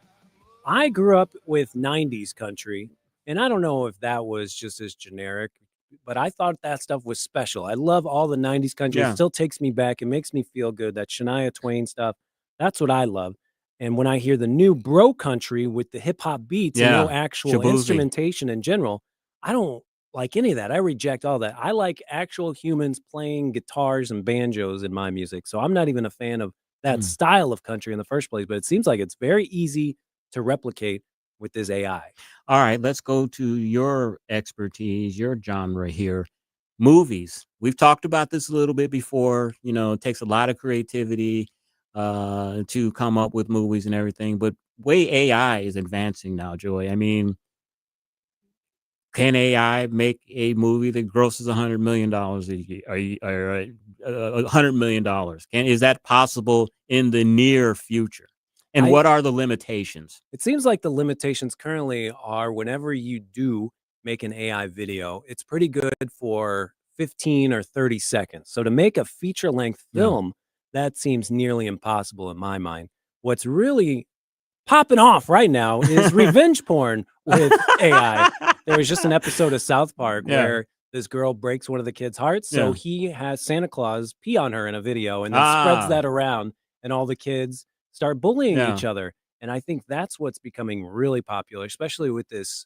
I think it's called Sono 2, Soro 2. I always forget what they're called, but the second version of this video AI app is so good that it is tricking everyone, but also it is stealing IP from everywhere. It's crazy how you can make it do things with The Simpsons or The Family Guy or South Park without any permission whatsoever, and they're not being sued. They're still getting billions and billions of funding for the AI stuff. Now, I know the AI, the video, you know, if you really look closely, you know, it still looks kind of cartoonish a little bit, you can tell. But I mean, in terms of just creativity, I mean, if AI has access to billions, literally billions of scripts and creative material, can it come up with something that's like, that's, you know, that's a, or could it write a, you know, throw out the video aspect because you can still kind of tell, but could it come up with a script where a movie grosses $100 million, $200 million? Do you think that's possible? I don't think so. There's just something about humor and subtlety that the AI isn't getting, and it's just going off of other things that have already been created. So you're just making. But you know my criticism. Of course. That's movies today anyway. There is no really originality or something you haven't seen before. I mean, it's crazy how much money these AI companies are getting, this open AI, but they're not actually generating any funding whatsoever. Like they're not making a profit, but everyone is hopping onto this bandwagon. And it seems like it's going to bankrupt the entire world based on the billions that they're getting and not providing anything for it. And so I think people are actually retaliating against AI, and they want to know that something was made by humans. I think there's going to be a lot more put into seeing a live concert and going out with humans instead of sitting at home on your phone. I think people are really going to miss what it was like to go out and touch grass, as they say, more experiences like that. I love going to the movies with people. I love hearing other people around me and them laughing. I don't like sitting at home in a vacuum wondering if this is something that other people would enjoy. You know, it's interesting that you talked about all of the money that's being spent on AI. There was a story a couple of days ago that OpenAI, and I forgot the other company that they compete with, were giving kind of estimates of when they may turn a profit. OpenAI was saying that they estimate that they're going to turn a profit in 2030 because in 2030, but it may pay off for them because apparently they are spending a lot of money on AI infrastructure. And that's why they're saying they're not going to make money for a while. Their competitor, they're saying they're going to make money in 2028, but because they're not putting as much money into the infrastructure as OpenAI is, and that may hurt them in the long run because OpenAI will be so far ahead of them. But 2030, that's a short 4 years. I mean, look at Amazon. Amazon did make money for what? The first 20 years of its existence, damn near? Has it been around that long? Oh, it's been around, since 98 or something. Remember, Amazon did make money for years, but people and I always wondered. I was like, how in the world is Amazon still in business? Why are people giving them money? Why are people so bullish on them? And they were saying it's because Amazon is going to eventually get to a point where everything that you buy is going to be from them. And people saw that. So it's like, we'll let them lose money year after year after year. What they're building is going to be so big that they're going to be the behemoth that they are, that you're going to buy everything from them. And it paid off. I guess OpenAI is saying that same thing. Yeah, they're just trying to muscle their way in, like when Uber isn't allowed into a city, but they just start going in there anyway. Yeah. And before they know it, Yeah. it's more profitable to pay the fines, and then hopefully they make a profit later. That's what it seems like with AI. They're just going to keep committing all these IP thefts. Hopefully they can settle with all of Hollywood in a class action suit, and then they can continue to steal for the rest of eternity. But I would like to see them shut down, or regulated somehow. Yeah. Well, I got to tell you, as a person who's not very creative or technical, those songs weren't bad to me. I would have never known that those were AI generated, and I was kind of bobbing my head a little bit too, especially the R&B one. The Sono, I think it's SONO. You just go on there; it's free, and you could put in any lyrics you want, what genre, and then it spits out a song. And Mike Ferguson has played the one Alligator Alcatraz. That's one of his AI songs, and they play it all the time, and it gets people laughing. So how's this going to work when one day Breaking Russ and Kane Walker win like Grammys? Who's going to pick the Grammy up for them? You know what? Maybe it's not as different as our animated bands that we've had, like the Gorillaz. That was a bunch of animated monkeys that had hits. And then now we have K-pop Demon Hunters. Yeah. We have anime characters that have hits. So it's kind of on the verge of that. Yeah, but they had that at Chuck E. Cheese, animated gorillas and all that stuff. Is that what you're saying? I'm saying Chuck E. Cheese is going to go on stage and accept a Grammy. No, it's all going to be owned by one corporation. Jeff Bezos is going to own it all, and he's going to go accept the award. He already does. Yeah. All right, 522. Great discussion there. AI music, is it the future? Joey says no. I say yes. That sounded pretty good to me. Coming up, we're going to speak with Curtis Houck. He's managing editor of Newsbusters. We'll talk about the late night host kind of pissed off at Chucky Schumer. Listening to the Tim Jones and Chris Arps show on 1019 94.1 News Talk STL.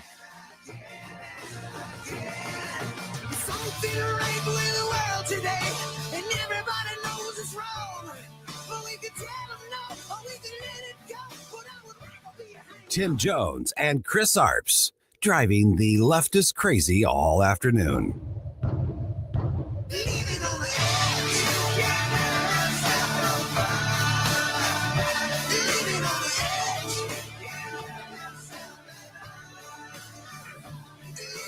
From the Michaels Flooring Outlet Weather Center. I'm First Alert meteorologist Kristen Cornett with your forecast. Partly cloudy overnight with an unseasonably warm overnight low of 60 degrees. Mostly sunny, breezy, and warm on Saturday with a high of 78. Clear skies Saturday night as we drop to 45. And then for Sunday, sunny and cooler with a high of 60. That's your First Alert forecast. I'm meteorologist Kristen Cornett. All the information I need on the drive to work. Mike Ferguson in the morning. I keep it on throughout the day, whether it's local, national, or something big that's happening overseas. News, analysis, and opinion. St. Louis is #1 for conservative talk. News Talk STL. One thing that is definitely not here yet, you can't have AI fix your teeth. That's why you got to go to a great dentist like Dr. Link over at the Dental Link. Dr. Link and his team, they're true pioneers in modern dental implant dentistry. I went through the mini dental implant process myself. I can tell you firsthand, it was less invasive, less painful, and the recovery time was so much quicker than I ever expected. I'm not the only one in my family who trusts Dr. Link. My wife and even my father-in-law, they're patients too, which tells you how much confidence we have in the Dental Link. If you're missing a tooth or you're struggling with loose dentures, mini dental implants may be the solution you've been waiting for. And here's the best part. They cost much less than traditional implants. The Dental Link is a state-of-the-art facility right on Manchester Road in Baldwin, offering everything from cosmetic dentistry to implants. Take it from me and my family. If you want your smile back with confidence, call the Dental Link today at 314-794-6464 or visit dentallink.com. Columbo here for my friends at Bluff City Outdoors in Alton. The knowledgeable staff at Bluff City has served the St. Louis outdoor community for decades, and they can take care of all your bow hunting needs, all your trapping needs, all your fishing needs, and more. Plus, while you're there, you can schedule a trip with a local fishing guide and shoot in their archery range. Bluff City Outdoors is open 7 days a week, 1 mile east of Fast Eddie's at 2813 East Broadway in Alton. Follow them on Facebook and at bluffcityoutdoors.com. I'm Missouri Attorney General Catherine Hanaway. Fraud and scams can strike anyone. My office works to ensure that Missouri is free from deception and unfair practices. Last year, we handled over 65,000 consumer complaints and returned more than $400 million to Missourians. If you've been a victim of fraud, call 800-392-8222 or visit ago.mo.gov. Paid for by the Missouri Attorney General's Office.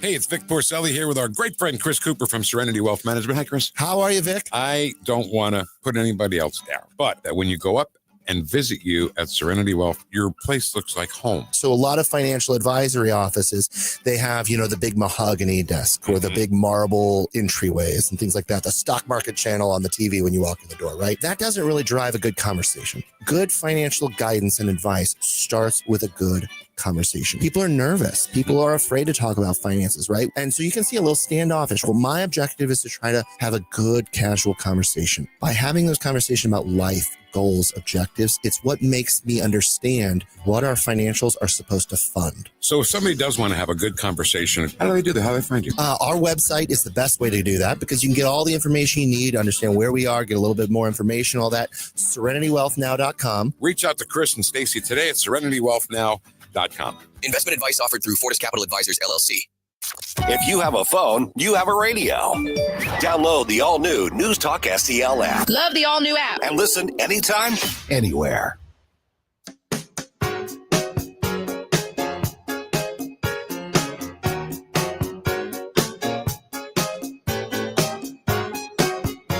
You're listening to Tim Jones and Chris Arps. He came from somewhere back in hell long ago. The sound about the fool don't see, trying hard to recreate what had yet to be created. They f***ing caved on the shutdown. Not even a full week removed from the best election night results they've had in years. You had the wind at your back.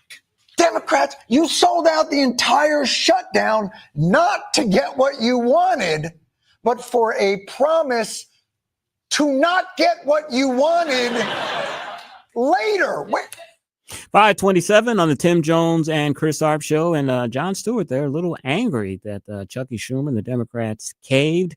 Let's get some more thoughts on that from Curtis Houck. We had him on last week. Great guest. He's managing editor at Newsbusters. Curtis, how are you, my friend? Good to be with you guys. Man, sounded like Jon Stewart was about to bust an aneurysm there or something. Well, he's pretty pissed, huh? I know, right? He is not happy. I mean, I think the main thing is, they got caught. That's really the thing. By caving, they are admitting that they were the ones that caused the shutdown in the first place. Because we obviously, my job, we watch the media. And what's interesting and what was different about this shutdown versus the other ones was they would talk about only half of the story. In a shutdown, the media coverage do one of two things. They talk about who's to blame and what are the effects of the shutdown. This time, they only talked about the effects of the shutdown and far less about who caused it. And so by Democrats caving, and even sound bites from some of these Democrat senators, particularly Angus King and Shaheen, saying, well, we didn't get anything and it wasn't going to get any better. It gave away the game to everyone listening and anyone with a pulse that the Democrats rolled because they were the ones who started this thing in the first place. Mm-hmm. And they knew that they were not going to win. And especially if you don't engage on the merits about these Obamacare subsidies, people hundreds of % above the poverty line receiving help on the Obamacare exchanges. Oh, that's a commentary about the not so affordable care act than really anything else. Curtis, I believe this also, too. I think the Democrats saw the tea leaves that, look, we've got Thanksgiving coming up. That's the busiest travel holiday of the year. We were already starting to see a lot of disruptions in airline travel.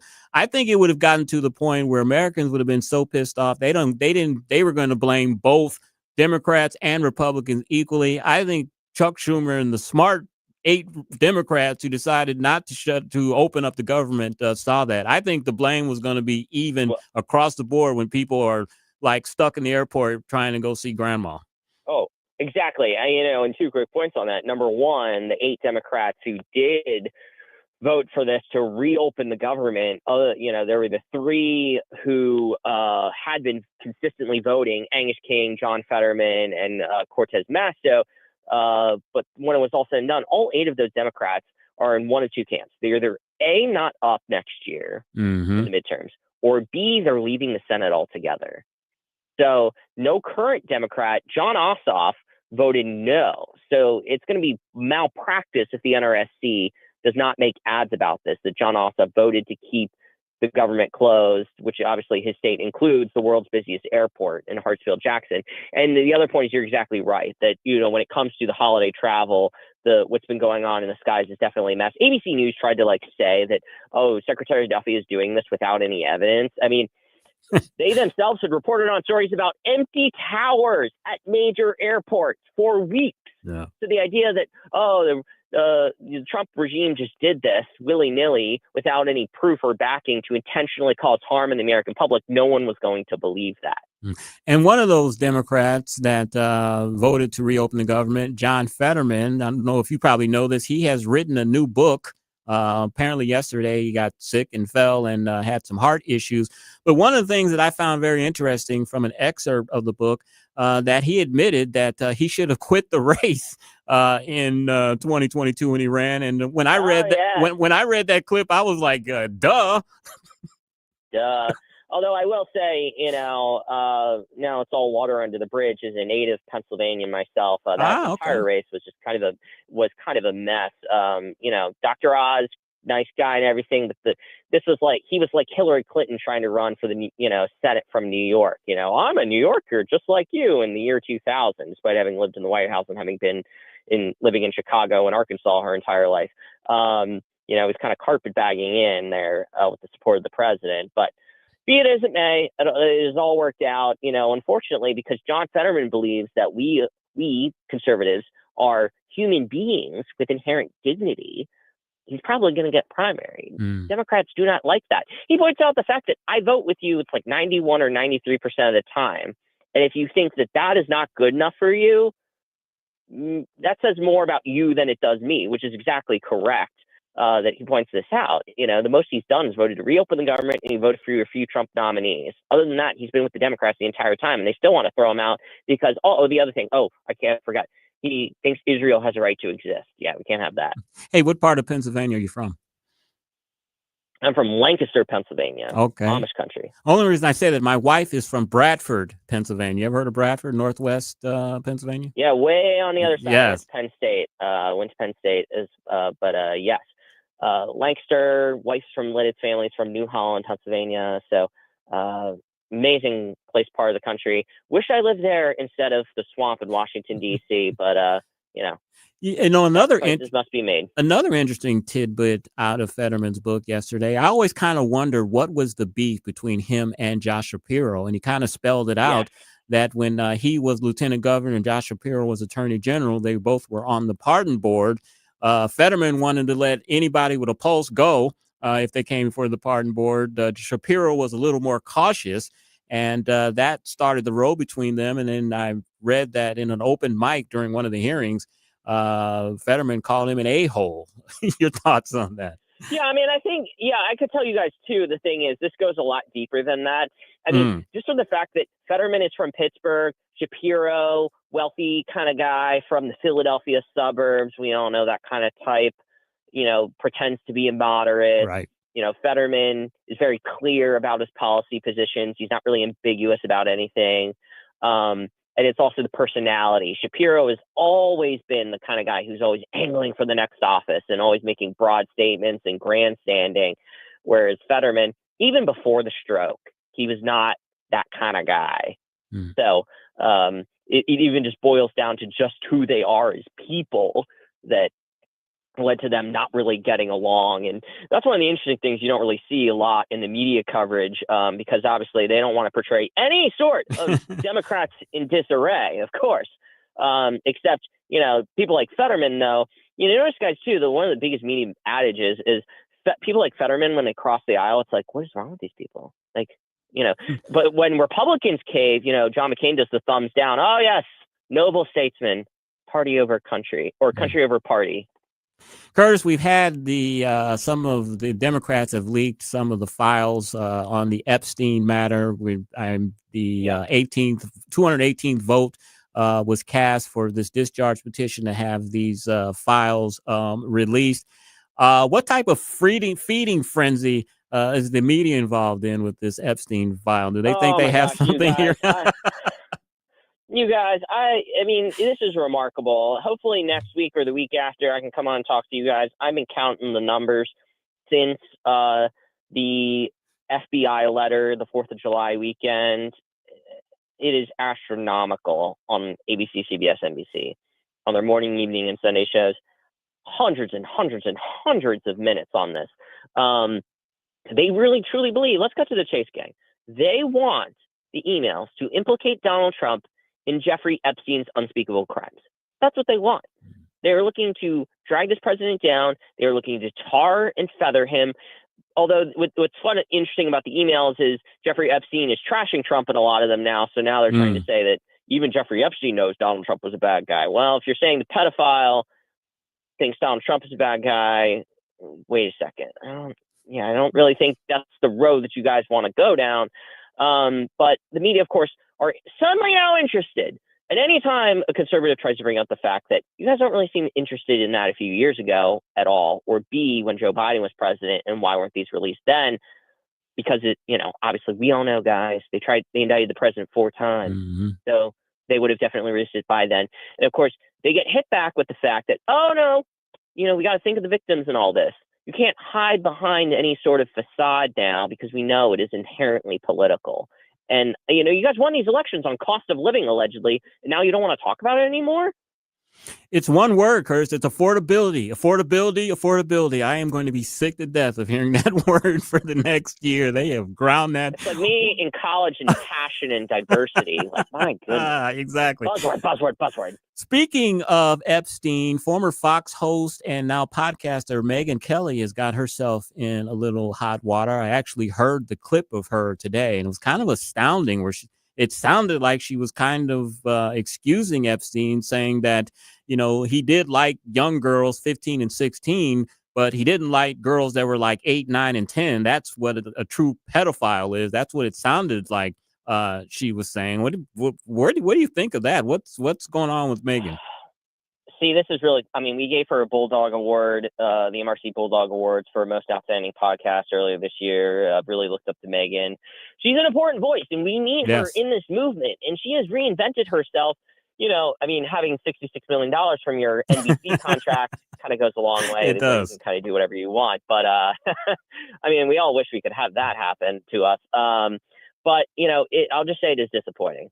It is really disappointing to see some of the comments she's made about that and other issues recently. I still really look up to her, and a lot of people do, and what she's doing with Megyn Kelly Network, with Mark Halperin and,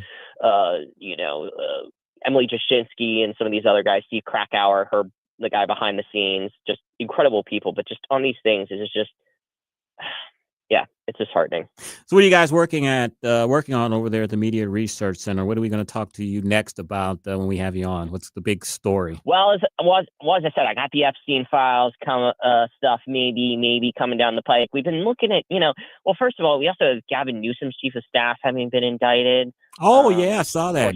We call him Governor Gecko here. Yeah, Governor Gecko, Bond villain. That was not covered really anywhere on ABC, CBS, NBC. And a lot of the successes that the administration has been having have not been mentioned. So we're taking a look at some of that as well. But we're coming down to the holidays, gang. So also quotes of the year, moments of the year. And also, just have a moment of silence before you all go to bed tonight. MSNBC, when you wake up tomorrow, will be no more. Because at 11 p.m. Central Time, MSNBC will become MS Now. And what does that stand for? Is it supposed to stand for something, or are they just... My source for news, opinion, and world. Ms. Now. I like that. Ms. Now, $20 million ad campaign, guys. Yeah, how about that? All right. That is Curtis Houck, managing editor at Newsbusters. Check them out at newsbusters.com and on X, Curtis Houck, Houck. Curtis, thank you so much for your time, my friend, and have an excellent weekend. You guys too, and download our app on Apple and Google Play. You heard the man. Do it. Thank you, sir. I like him. He's a good guest. Thank you for getting him. He's Curtis very Houck. good. He's very funny. He knows his stuff too. He does. Yeah. Newsbusters.com and on X, Curtis Houck. All right. The time you've been waiting for. Joey V reviews The Running Man. And that is the dance that Chris is really good at that he does at weddings. Not. So get your web streams going because we're going to watch Chris dance. Yeah, that's going to be comedy hour. All right. Listening to the Tim Jones and Chris Arps show on 1019 94.1 News Talk STL.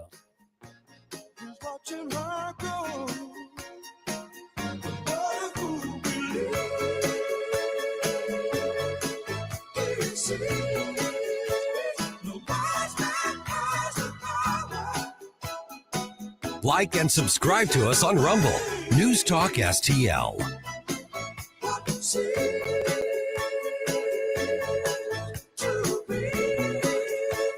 From the Michaels Flooring Outlet Weather Center. I'm First Alert meteorologist Kristen Cornett with your forecast. Partly cloudy overnight with an unseasonably warm overnight low of 60 degrees. Mostly sunny, breezy, and warm on Saturday with a high of 78. Clear skies Saturday night as we drop to 45. And then for Sunday, sunny and cooler with a high of 60. That's your First Alert forecast. I'm meteorologist Kristen Cornett. Number one for live and local conservative talk. All of these collaborators should be shaved, pajamaed, and spit on. People that may be a little off balance are hearing these, quote, leaders. 1019 and 94.1 News Talk STL.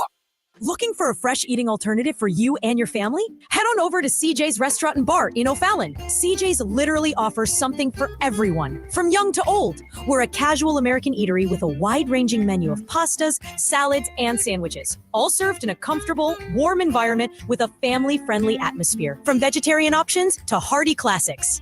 We offer dine-in, carry-out, catering, and even have a banquet room for your special events. Come see us or visit us on the web at cjsofallon.com. Hey, it's Susie Moore. If new flooring makes you think hassle, think again, because Michaels Flooring is changing the game. For over 30 years, Michaels has been locally owned and trusted for quality, variety, and amazing service. Whether it's carpet, hardwood, laminate, luxury vinyl, or ceramic tile, their expert team makes installing new floors exciting, not stressful. That's why customers keep coming back. Visit Michaels Flooring at St. Peter's, Starting Prairie, Creve Coeur, or online at igotfloored.com. That's igotfloored.com. Report cards are a good way to show how well your kids are doing in class and where they might need improvement. We at the Show Me Institute believe schools should get grades too, so parents can see how their child's school compares to others. That's why we came up with the Missouri School Rankings Project. Click on the website moschoolrankings.org and it's all there. Rankings and letter grades for all the schools in Missouri. The rankings are based on categories such as student performance in English language arts and math, ACT scores, and graduation rates. Then we take the rankings and come up with a grade point average, just like your child has. Each school and district has a grade, and the website is easy to use. And now we've added spending data for every district, so parents, taxpayers, and policymakers can see where the money is going. Don't you want to know how your child's school stacks up? Learn more at showmeinstitute.org. The Show Me Minute has been brought to you by Show Me Institute and Show Me Opportunity. Chris Arps here, and I'm thankful for my relationship with Christ, my wonderful wife, Becky, and the opportunity to speak to the great listeners of News Talk STL. Hey, it's Tony Colombo, and as we approach another holiday season, I am thankful that my family continues to be happy and healthy. Oh, and I'm also glad I don't work for George Soros. News Talk STL, celebrating family and friends this season of Thanksgiving. Brought to you by Candici's, Parlor Donuts, and Amis Italian Restaurant and Pizzeria. Jamie Allman here, tossing and turning over retirement worries. You're not alone. 3 out of 4 Americans share your concern about having enough saved. But here's the thing. A comfortable retirement isn't out of reach, even if you're planning for 30 or 40 years ahead. Every day, Jeff Portman from the Gemini Wealth Group helps people avoid the critical mistakes that can derail their retirement. Build your path to financial confidence. Visit GeminiWealthGroup.com or call Jeff directly at 314-888-0123. Securities and advisory services offered through LPL Financial, a registered investment advisor. Member FINRA SIPC.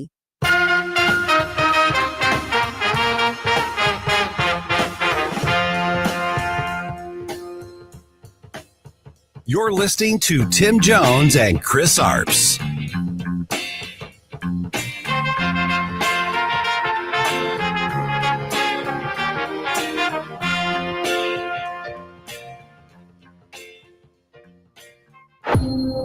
Ben Richards, 35, married, 1 child, in medical crisis, employment status, blacklisted.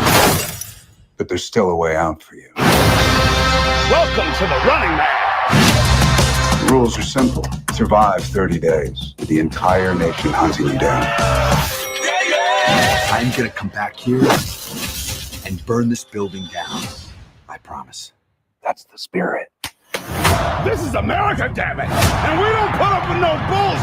Yeah! 5:46 on the Tim Jones and Chris Arps show. Joy, I got to admit that you've got me trained like Pavlov's dog. Because when I hear that music, I know it's time for movies. My mouth starts watering, fiending for popcorn. So thank you for that. And I just rewatched this Quentin Tarantino, Robert Rodriguez double feature called Grindhouse. Yeah. And it was all supposed to be like it was set in the 70s. And they used that funky fanfare theme a bunch of times. And it does put you in that mindset of like, oh, I got to run to the lobby and get the concessions really quick. Exactly. Now, before you get into the review, I've got to tell you, I know nothing about Running Man. Oh, wow. I got to tell you, I'm not a big Arnold Schwarzenegger movie fan. I did watch Conan the Barbarian when it first came out because it was on cable and it was on like every other hour. And I wanted to see Arnold Schwarzenegger as a movie star.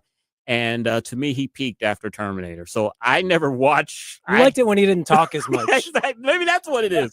But I have not watched a whole lot of Arnold Schwarzenegger movies. I know this one, he's not in it. So I am completely clueless. I don't know what Running Man is about. So I'm curious to hear the review.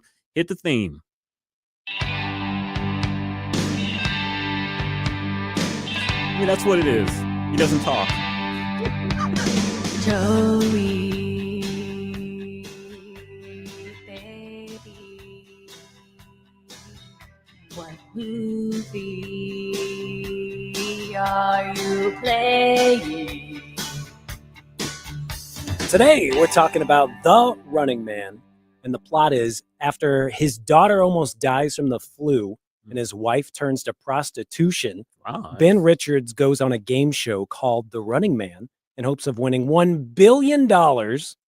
And the game show is like a modern day Roman games where it's fun to watch people die because they're all so poor and can't afford medicine or food. Yeah, my kind of show. And The Running Man, it's actually based on a Stephen King book that came out in 1982.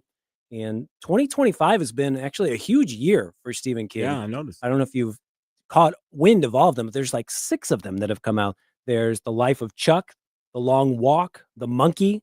There's a couple of TV shows, Welcome to Derry on HBO and The Institute on MGM. And now this. Is he short of money? He's got to be a billionaire. Is he short of money? Is that why? I know back in the day, Stephen King had this deal where you could adapt one of his things for a short for $1.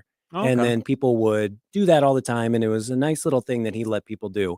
But there's no way he's doing it for $1 unless he's getting like 90% of the gross. So I think he ended that program a while ago. Now, the last time The Running Man was adapted for the big screen was back in 1987. And it starred Arnold Schwarzenegger. But they used none of the plot from the book. They basically just took the title and the fact that it was a game show where people die. And that was it. But it was really of its time, that 1987 Running Man I just watched last year. It is a lot of fun, but it is just a vehicle for Arnold Schwarzenegger to have different little one-liners when he kills someone. It's basically him on this game show and he's fighting his way through American Gladiator bosses, and each one is more ridiculous than the next. in that Arnold one. There's a guy who's an opera singer who can control lightning, but he's decorated like a Christmas tree. Oh, okay. And then there's another guy named Buzzsaw who has a chainsaw. Right. And Figures. I know, right? And so each time he kills someone, like if he kills you with a chainsaw, he says, "That guy just split." Oh, Very awful one-liners yeah, that he's yeah. got. And there's another one where he like chokes a guy out with barbed wire. Mhm. And he's like, "Oh, that guy was choking me up." You know, just stupid one-liners that How do you make you cringe, but are funny in the how moment. do you top Hasta La Vista? You Hasta can't la top vista. that. This is actually one of the mini movies where he says, "I'll be back." Okay. It's he knew it was working, and he Right. just kept using it over and over in movies. Now, like I also said, it's wild that back in 1987, when The Running Man came out, Mhm. The Predator also came out. Right. And that just happened this weekend, where The Predator came out last weekend, made $90 million, and now we've got The Running Man coming out. Both Arnold movies, both from 1987. I don't know what's in Not a coincidence. the Hollywood system, but I think Yeah. it's You know. they can't come up with new ideas. You said it, not me. Is what it is. Now, The Running Man for 2025, this Mm-hmm. one, I was really looking forward to it because it's directed by this guy, Edgar Wright. And Okay. he is known for making really funny action movies. The Shaun of the Dead, that was a Okay. zombie movie, that was an action comedy. And Baby Driver, that was like a getaway chase movie that was also pretty funny. And then he made this 5-star masterpiece called Scott Pilgrim vs. the World. I just love that movie so much. So I had a little bit of expectations Okay. that we'll see. Did they pay off when I went in? There's a tonal shift in this movie that doesn't fit. It seems like Edgar Wright wanted to adapt his favorite book, the Stephen King Okay. book, but he also wanted to have this guy, Glenn Powell, who is just like a smiling machismo machine. Right. He's ripped and he's always got the one-liners himself. Right. But that doesn't really fit with adapting this Stephen King book. This Stephen King book is super dark and depressing. And so the tone is way off. There are scenes where things are silly. There is Coleman Domingo, who is Okay. playing the game show host. Okay. And he is just hilarious. He is bombastic. He is over the top. The one thing that people absolutely loved that thought was genius about that 1987 Running Man is that they cast Richard Dawson as the game show host, Okay. which is genius casting, right? He is Yeah. the guy who hosted Kiss Family Feud. everybody. He Kiss kissed all- your grandma, he kissed your wife right in front of you. So the fact that Richard Dawson was also kind of a creep at the time, Yeah. and he was a game show host with that everyone knew, him being in The Running Man in 1987 was amazing. And he plays the bad guy perfectly in that. Now with this one, when I had heard The Running Man was coming out, I thought, who would be perfect to be the game show host for today? Steve Harvey. It'd be Steve Harvey, right? Exactly. That's what I'm thinking. Steve You know, Harvey. Steve Harvey doesn't act or work or do anything he doesn't have to. I mean, he's counting his money and smoking Exactly, cigars and exactly. making those stupid faces into the camera when people give stupid questions on the Family Feud. But Coleman Domingo is a great Right. replacement because he's a black guy who's very just ripped and buff, and he's got a beautiful mustache, and he really lights up every scene that he's in. So I don't mind that Coleman Domingo was chosen, but You sure he's black? Coleman Domingo? He It is sounds gay like a though, but he it is doesn't sound black. like a black name. Coleman Oh, Domingo. I'll have him check into All that. right. Yeah. Check into that. So he was perfect casting. And then, like, because I love Scott Pilgrim vs. the World, Michael Cera came into the Okay. movie, and he has this great action scene where he's frying people left and right with his booby-trapped house. And that was silly as well. Okay. But the rest of the movie is just super off with its tone because it doesn't know whether to go really dark like the Stephen Mm. King movie or to be really silly like most other Edgar Wright movies. I wish it had gone super dark. Mm. I had actually found out about the ending of the book, and the ending in this, The Running Man 2025, they botched it. It was so clunky. It didn't come together at all.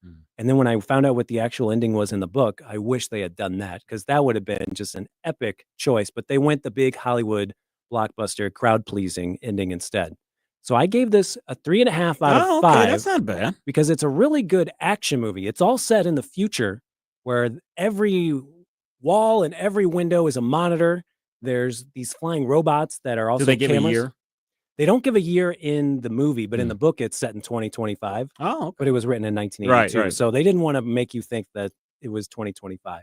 But the futuristic world is what kept me so engaged during The Running Man because you see how the technology works, the lines at the pharmaceutical companies, the postal system works in the future. That's the best definitely part. fiction. As soon as you put something into the box, it just flies off like it's a drone. And I thought, oh my gosh, I can't wait for the future when your mail gets there. Chris's save the date will actually get to me this year. Exactly. There you go. So the world building is what you really need to check out. There's self-driving cars where if a cop wants to pull you over, your car just pulls over. just There's stop, yeah. nothing you can do about it. They almost have that. And I think they filmed a bunch of it in Bulgaria, so you can see the depressing architecture around and how they build up on top of that with the CGI. It ties in seamlessly. I would say it's so serious, it's almost along the lines of Air Force One, which is a movie that I love, but I wasn't expecting that. I think if you go in not expecting anything, you'll have a lot more fun than if you've read the book or if you've seen the original 87 movie or if you're a fan of Edgar Wright. Okay, I never saw the 1987 movie. What is the differences between the 87 movie and 2025 movie? You said that they kind of went off on different tangents. Is there a main difference? What's the difference between the two? Well, there is Arnold Schwarzenegger, who is just there to be an action guy who's got no family, no kids, nothing holding him back. And then he can just kiss any woman that he wants. And he's just a killing machine. He goes through and he's just killing these fighters like it's a video game trying to get to the main boss. In this one, you've got Glenn Powell, who's actually got a backstory where he's got the sick kid, he's got the sick wife, and he's paired up with some other people that they're trying to maybe work together, but not really, because only one person can win. The thing that really catches me off guard with The Running Man is, for a fact, nobody's ever won in the history of the game, but this guy thinks that he can. So you have to get that out of your mind, because when you start asking questions about this game show logic, it just kind of falls apart. But it's fun in the moment. It's just a little too long. It's like 2 hours and 15 minutes. That's the next question. Now, this sounds kind of like the Hunger Games a little bit. Is it kind of long like that a little bit? Hunger Games? Yeah. I didn't enjoy those movies. I got to admit, I didn't like them. It's just like the Hunger Games, except, those movies were probably iterating off of the book that Stephen King wrote. There's other movies that are like this that are just so much better, like RoboCop or Total Recall. Those are insanely violent, but still funny movies that pulled off the tone perfectly. Running Man just kind of misses the mark on the tone. So not as good as I expected, but still worth the price of admission. I was going to say 3.5. That doesn't sound like a movie that you should just wait until it goes on Netflix. That's something that you could take your family out. 2 hours and 15 minutes. That's not bad. The more important question, did you come close to kind of a tear? Not even close. Not even close? The ending was just so clunky that I was confused instead of trying to cry at the end. So that is Joey reviewing The Running Man, 3.5 stars, 2 hours and 15 minutes. You'd recommend it? I would recommend it. All right. Thank you, Joey, so much. You got something on tap for next week already? You know what you're going to see? There's a rom-com called Eternity. What happens when you go to heaven? You get to choose between your first husband or your second husband. Who do you want to spend the rest of eternity with? Oh, my wife, not a husband. We'll see. All right. You've been listening to the Tim Jones and Chris Arps Show. Larry Connors is up next. 1019 94.1 News Talk STL. Drive safe and have a great evening. Kathy Connor from Connor Roofing is here. Kathy, how you doing? Good. Hi, Vic. When you need a roof, I don't want to call a stranger. I want to call you. Yeah, thanks. At Connor Roofing, we're more than just a roofing company. How long have you been doing it? Since 1993. And year after year, storm after storm, you guys are always there. Because this is our home too, Vic. Our kids go to school with your kids. We cheer for the same teams. Go Blues! So support your neighbors. Call Connor Roofing at 314-375-7475 or CONNER roofing.com. Thanks, Vic. I'm Dr. TJ, owner of the Institute of Natural Health, co-owner of Optimal Nutraceuticals, and the host